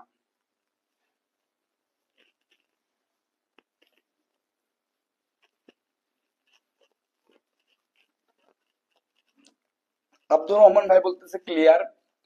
অসংখ্য ধন্যবাদ আব্দুর রহমান ভাইকে। তানিয়া আক্তার আপু লিখেছে ক্লিয়ার।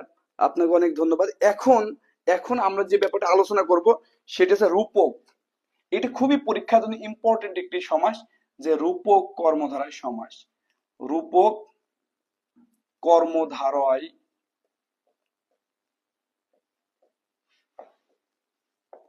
সমাস। এই রূপক কর্মধারয় যে সমাস, এটি কিন্তু খুবই ইম্পর্টেন্ট। একটু খেয়াল রাখবেন, রূপক কর্মধারয় সমাসে যেটা হয়, একটু শর্টকাটটা লিখে দিই। এই রূপক কর্মধারয় সমাস, আপনি এই শর্টকাট মনে রাখলে আপনি কখনোই ভুল হবে না। এটি মনে রাখবেন যে এখানে নাউন প্লাস অ্যাবস্ট্রাক্ট নাউন, দুইটাই নাউন, বাট একটা নর্মাল নাউন আর একটা হচ্ছে অ্যাবস্ট্রাক্ট নাউন। অর্থাৎ যদি একটি অ্যাবস্ট্রাক্ট নাউন থাকে এবং আরেকটি যদি নাউন থাকে, তাহলে এই যে সমাস সেটি কিন্তু আসলে রূপক কর্মধারয় সমাস হবে। তো কেন রূপক হয় শোনেন, মনে করেন চাঁদের ন্যায় মুখ বলতেছি, এখানে কিন্তু দুইটাই নাউন ছিল, কিন্তু কারো চেহারা কি হুবহু চাঁদের মতো হয়? হুবহু কিন্তু চাঁদের মতো হয় না। অর্থাৎ এখানে তুলনাটা আংশিক করা হয়, যে চাঁদও সুন্দর এও সুন্দর, তাহলে চাঁদ মুখ। কিন্তু রূপক কর্মধারয় সমাসে দুটি ব্যাপারই, অর্থাৎ উপমান এবং উপমেয় কে একদম এক এবং অভিন্ন কল্পনা করা হয়। এক এবং অভিন্ন কল্পনা করা হয়। এক্সাম্পল দিলে ব্যাপারটি ক্লিয়ার হবে। মনে করেন যে আমি এখানে লিখলাম, আমি লিখলাম বিষাদ সিন্ধু। আচ্ছা, এটা লিখলাম শোকানল, মানে শোক রূপ অনল। কি হবে বলুন তো? শোকানল, শোকানল। এরপরে যদি এমন বলেন যে বিষাদ, বিষাদ রূপ সিন্ধু, তাহলে হবে বিষাদ সিন্ধু, বিষাদ সিন্ধু। এরপর আপনি আরো বলতে পারেন মন রূপ মাঝি, মন রূপ মাঝি, তাহলে হবে মন মাঝি। তো এখানে আমরা যে ব্যাপারটা আপনাদের বলতে চাই সেটি হচ্ছে শোক এবং অনল, মানে আপনি যদি কারো ব্রেকআপ হয় সে ভালো বুঝতে পারে, তার শোকটা একেবারে আগুনের মতো তার শরীরকে জ্বালিয়ে ফেলতেছে। মানে এই যে শোক এবং এই যে অনল, এই দুটি ব্যাপারকে এক এবং অভিন্ন কল্পনা করা হয়। মানে তার শোকটা কেমন? আগুনের মতো। আগুন যেমন সবকিছু জ্বালিয়ে পুড়ে ছারখার করে দেয়, তার শোকটা তার মনের ভিতরে, তার অন্তরকে জ্বালিয়ে পুড়িয়ে ছারখার করে দিচ্ছে। অর্থাৎ এই যে এখানে যে দুটি পদ আছে সেই পদকে একদম 100% সিমিলার, এবং দুইটাকে এক এবং অভিন্ন রূপে কল্পনা করা হয়। আগুন যেমন জ্বালাময়, তার শোকটাও তেমন জ্বালাময়ী। তাই এখানে কিন্তু এই শোকানল সেটি কিন্তু কি বলুন, সেটি একটি রূপক কর্মধারয় সমাস, কারণ এখানে এক এবং অভিন্ন রূপে কল্পনা করা হয়। এবার আসি শর্টকাটে। আমাকে বলুন তো, আমার বুকে কতটুকু শোক আছে, এইটা কি কেউ কি দেখে বুঝতে পারবে? অ্যাবস্ট্রাক্ট নাউন মানে কি? যাকে দেখা যায় না, ছোঁয়া যায় না, স্পর্শ করা যায় না, শুধু অনুভব করা যায়। তো আমার মনের ভিতরে যে অনেক শোক আছে, এইটিকে আপনারা দেখতে পারবেন যে এই সোহাগ ভাইয়ের মনের ভিতরে 20 কেজি শোক দেখলাম রে, ওই আমার এই ভাইয়ের বুকে 300 কেজি শোক দেখলাম, এরকম কি কখনো দেখেছেন? অর্থাৎ শোক কিন্তু দেখা যায় না। তো যেহেতু এটা দেখা যায় না, এই শোক একটা অ্যাবস্ট্রাক্ট নাউন। কি নাউন বলুন? Abstract noun. কিন্তু অনল, আগুন, এটি কিন্তু দেখা যায়। তার মানে দেখুন, অ্যাবস্ট্রাক্ট নাউন আর অনল মানে আগুন, সেটি দেখা যায়। তার মানে এই দুটো নাউনের ভিতরে একটা অ্যাবস্ট্রাক্ট নাউন থাকলেই সেটি রূপক কর্মধারয় সমাস হবে। একইভাবে একটু দেখুন, বিষাদ, কারো যদি বিষাদ, কারো দুঃখ, সেটি কি দেখা যায়? যায় না। কিন্তু সিন্ধু যে নদী, সেটা কিন্তু দেখা যায়। অর্থাৎ তার দুঃখটা সিন্ধু নদীর যত দৈর্ঘ্য, যত প্রস্থ, যত গভীর, যত পানি আছে, এইরকম বিশাল বড়। অর্থাৎ তার দুঃখ এবং সিন্ধু নদী একই রকম। এইভাবে 100% তুলনা করা হবে। এবং এই বিষাদ যেটি, সেটি দেখা যায় না, সেটি অ্যাবস্ট্রাক্ট নাউন। আর সিন্ধু যেটি, সেটি কিন্তু একটা নদী, সেটিও একটি নাউন। বাট আমরা বলছি একটা নাউন নর্মাল নাউন হবে এবং আরেকটি নাউন কিন্তু অ্যাবস্ট্রাক্ট নাউন হবে। তাহলেই কিন্তু সেটা কি হবে বলুন? সেটি কিন্তু রূপক কর্মধারয় সমাস হবে। আবার দেখুন মন রূপ মাঝি, মনকে দেখা যায় না কিন্তু মাঝিকে দেখা যায়। মন মাঝি, অর্থাৎ ওর এই মনটা, মাঝিদের যেমন এক জায়গা থেকে আরেক জায়গায় চলে যায়, ওর মনটাও সেরকম চঞ্চল। অর্থাৎ ওর মনকে মাঝির সাথে তুলনা করালে 100% কাছাকাছি ধরা হলো। দ্যাটস ওয়াই এই মন রূপ মাঝি, মন মাঝি, এটিও কিন্তু একটি কি হবে বলুন, রূপক কর্মধারয় সমাস হবে। এবং মন সেটা একটা অ্যাবস্ট্রাক্ট নাউন, এবং মাঝি সেটা একটা নর্মাল নাউন। সহজ করে একটা নর্মাল নাউন এবং একটা অ্যাবস্ট্রাক্ট নাউন, এই দুটো নাউন মিলে যে সমাসটি হবে সেটি কিন্তু রূপক কর্মধারয় সমাস। একটু আমাকে এটা লিখে বলুন, সবাই একটু বলুন তো এই ব্যাপারটি ক্লিয়ার কিনা, রূপক কর্মধারয় সমাস এই ব্যাপারটি ক্লিয়ার কিনা, এটা একটু জানান।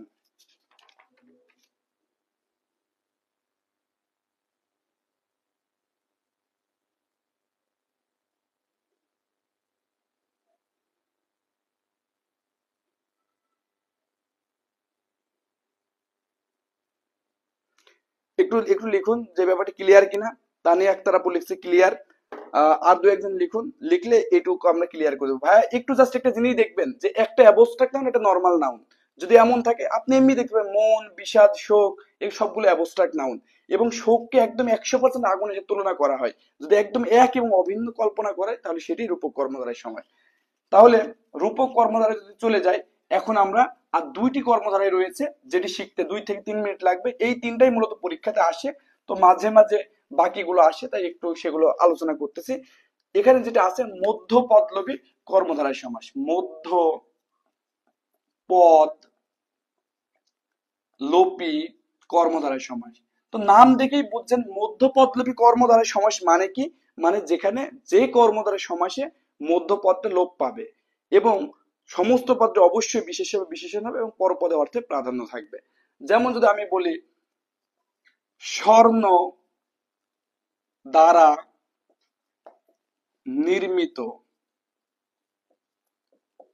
অলংকার,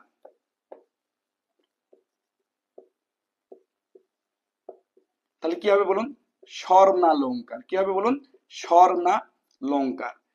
তো একটু যদি আপনি খেয়াল করে দেখেন তাহলে কিন্তু দেখবেন স্বর্ণ এটি একটি নাউন, অলংকার এটি একটি নাউন, তাহলে এটা নিশ্চয়ই দুটি আসলে বিশেষ্য পদ দিয়ে তৈরি হয়েছে।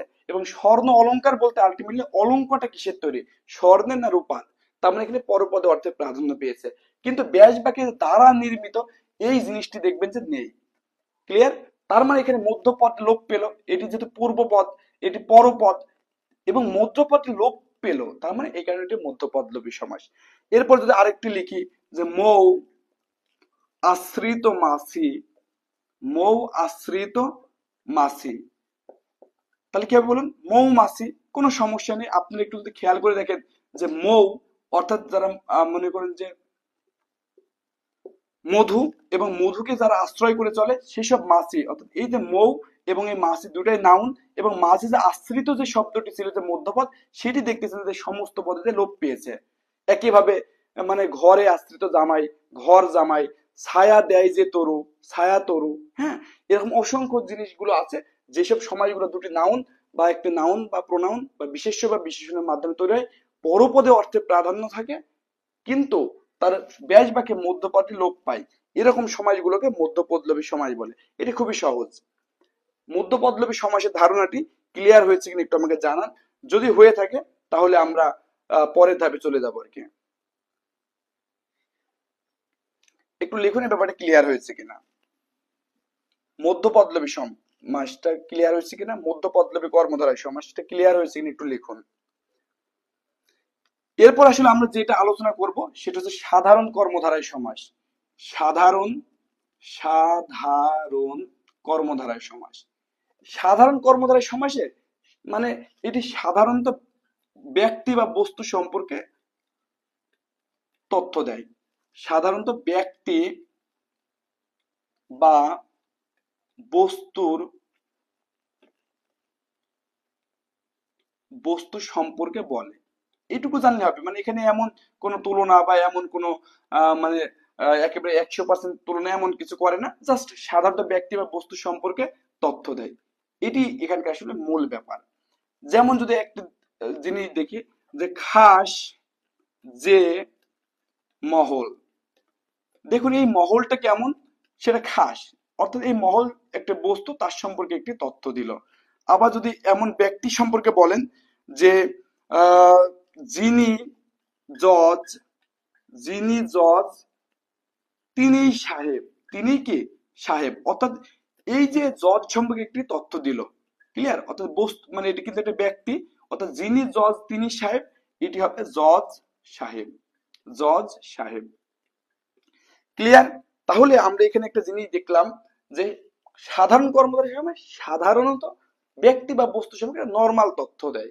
যেমন খাস যে মহল, এই মহল সম্পর্কে একটা তথ্য দিল, মহলটা কেমন খাস। মহল যেহেতু একটি জায়গার নাম, ফলে এটি একটি নাউন।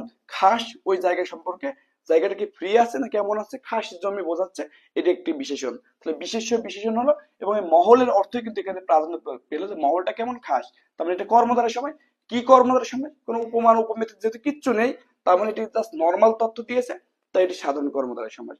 আবার দেখুন যিনি জজ তিনি সাহেব, এটিও নাউন, এটিও নাউন, এই সাহেব সম্পর্কে অতিরিক্ত তথ্য দিচ্ছে, দ্যাটস ওয়াই এইটি কিন্তু একটি সাধারণ কর্মধারয় সমাস। তাহলে আশা করি সাধারণ কর্মধারয় সমাসের ব্যাপারটি ক্লিয়ার হয়েছে। আমরা শেষ মোমেন্টে আর একটি কর্মধারয় সমাস রয়েছে, সেটি নিয়ে একটু আলোচনা করব, যাকে আসলে বলে পরনিপাত কর্মধারয় সমাস। পরনিপাত কর্মধারয় সমাস, আমরা কিন্তু পরনিপাত সম্পর্কে অলরেডি আলোচনা করেছি, পরনিপাত সম্পর্কে কিন্তু আমরা অলরেডি আলোচনা করেছি। পরনিপাত কর্মধারয় সমাস, হ্যাঁ। তো এই যে পরনিপাত মানে কি, আমরা কিন্তু অলরেডি বলেছিলাম যে পরনিপাত মানে পরের শব্দটি আগে চলে আসা। তো পরের শব্দটি যদি আগে চলে আসে তাহলে কি হবে সেটা একটু দেখুন। যেমন আমরা বলেছিলাম যে কি হবে, দেখুন যে গরম যে চা, এটাই হবে চা গরম, চা গরম। এরপর যদি এমন হয় সিদ্ধ যে আলু, সিদ্ধ যে আলু, এটি কিন্তু হবে আলু সিদ্ধ। কি হবে বলুন, আলু সিদ্ধ। যদি এমন বলি আহ বাটা যে হলুদ, তাহলে এটা কি হবে বলুন, হলুদ বাটা। আবার যদি বলতাম বাটা যে মশলা, মশলা বাটা। মানে সহজ কথা একটু যদি খেয়াল করে দেখুন যে পরনিপাত মানেই এই পরের শব্দটি সমস্ত পদে আগে চলে আসবে। দেখুন গরম যে চা হওয়া উচিত ছিল গরম চা, বাট হচ্ছে কি চা গরম। এটি কিন্তু আমাকে মনে রাখতে হবে পরীক্ষায়, কিন্তু অনেকে ভাবে যে গরম যে চা, গরম চা হবে, যে গরম গরম চা দিয়ে, আমি তো এটাই বলি, বাট সমাসে এটি কিন্তু চা গরম হবে। এটি পরনিপাত, মানে পরের শব্দটা আগে চলে আসে কে পরনিপাত বলে। আবার সিদ্ধ যে আলু, অনেকে ভাবে সিদ্ধ আলু, না এটা হবে আলু সিদ্ধ। এটা একটি পরনিপাত কর্মধারয় সমাস, কারণ আলু এবং আলু একটি বিশেষ্য পদ, সিদ্ধ এটা তার একটা অবস্থা বোঝায়, এটা বিশেষণ পদ। আলু সিদ্ধ দ্বারা আলটিমেটলি সিদ্ধ সম্পর্কে, আলু সম্পর্কে একটা অতিরিক্ত তথ্য দেয়। কথা কি বোঝা গেছে? এটি পরনিপাত কর্মধারয় সমাস, ক্লিয়ার। একইভাবে আপনি আরো চাইলে হলুদ বাটা বলতে পারবেন, এরপর বেগুন পোড়া বলতে পারবেন। যদি বলেন পোড়া যে বেগুন, কি হবে বেগুন পোড়া। অর্থাৎ সবই খাবারের নাম, যখন কোথাও খাবারের নাম, কারণ চা গরম, আলু সিদ্ধ, হলুদ বাটা, মশলা বাটা, মনে করেন যে এই বেগুন পোড়া, ঠিক আছে, এইসব ব্যাপারগুলো সব কিন্তু খাবারের নাম। দেখবেন যে এইগুলোতে শেষের পদটি সমস্ত পদে আগে চলে আসে, এই কারণে একে পরনিপাত কর্মধারা সমাস বলে। আশা করি এই কর্মধারায় সমাসের আলোচনাটা আপনাদের ভালো লেগেছে। যারা একটু কম বুঝেছেন, ভিডিওটি আসলে পেজেই থাকবে, আপনারা চাইলে পরে আবার এটা রেকর্ডিং যেটি সেটি দেখে নিতে পারবেন। আমরা যদি আপনারা মনে করেন যে না ক্লাস কন্টিনিউ করা দরকার আছে, তাহলে আমরা আগামী ক্লাসে এই সমাসের বাকি পর্ব নিয়ে আলোচনা করব। আর যদি মনে করেন যে না না ক্লাস আসলে আপনারা বোধগম্য হচ্ছে না, তাহলে আর ক্লাসটা আলোচনা করব না। এখন আপনারা বলুন যে এটা আপনি কন্টিনিউ করব কিনা, অর্থাৎ আজকে পর্ব 1 আলোচনা করলাম, এরপরে আমরা পর্ব 2 আলোচনা করব। যদি বলেন যে হ্যাঁ ভাই ভালো লাগতেছে কন্টিনিউ করেন, তাহলে কন্টিনিউ করব, না হলে আর আগামী পর্ব আর আসবো না। সবাই একটু লিখে জানান যে ব্যাপারটা আপনাদের বোধগম্য হয়েছে কিনা এবং ক্লাসটি কেমন লেগেছে, এবং আগামী ক্লাসে আসলে কোনটি আলোচনা করব সেটিও চাইলে আপনারা কমেন্ট করে জানাতে পারেন। অন্তর আপু লিখেছে দরকার আছে। তো অনেক ধন্যবাদ সবাইকে, আসলে অনেক ধৈর্য চ্যুতি ঘটিয়েছি। আমরা একটু বিস্তারিত আলোচনা করার চেষ্টা করছি। আমি চাইলে শুরুতেই দুইটা noun, noun plus adjective, noun plus abstract noun বলেই 5 মিনিটে শেষ করতে পারতাম, কিন্তু জিনিসটা আসলে একটু বেসিক থেকে শিখলে এটা দীর্ঘদিন মনে থাকে, আপনিও পরে চাইলে কাউকে শেখাতে পারবেন এবং আপনার জানাটা গাঢ় হবে এবং বিজ্ঞ হতে পারবেন। এই জন্য আসলে আমরা আহ বিস্তারিত আলোচনা করেছি। তো স্বামীর মিশ্র ভাই বলছে উপকার হলো স্যার। সুমন কান্তি দিয়ে ভাই বলতেছে কন্টিনিউ প্লিজ। তো আপনাদের আবদার আমি অবশ্যই রাখার চেষ্টা করব, এবং এখন থেকে নিয়মিত সব ক্লাস হবে। বাংলা, ইংলিশ থেকে সকল চাকরি পরীক্ষার জন্য প্রতিদিন ফ্রি ক্লাস হবে। আপনারা আমাদের সাথে থাকার জন্য আপনাদের প্রতি অনেক ধন্যবাদ এবং কৃতজ্ঞতা। আগামীকাল ইনশাল্লাহ 9টা বা 10টার ভিতরে পরবর্তী পর্ব নিয়ে আলোচনা করা হবে, তখন আরো কথা হবে। আপনারা এই ক্লাসটি নোট করে ফেলবেন। সবাইকে অনেক ধন্যবাদ। আসসালামু আলাইকুম।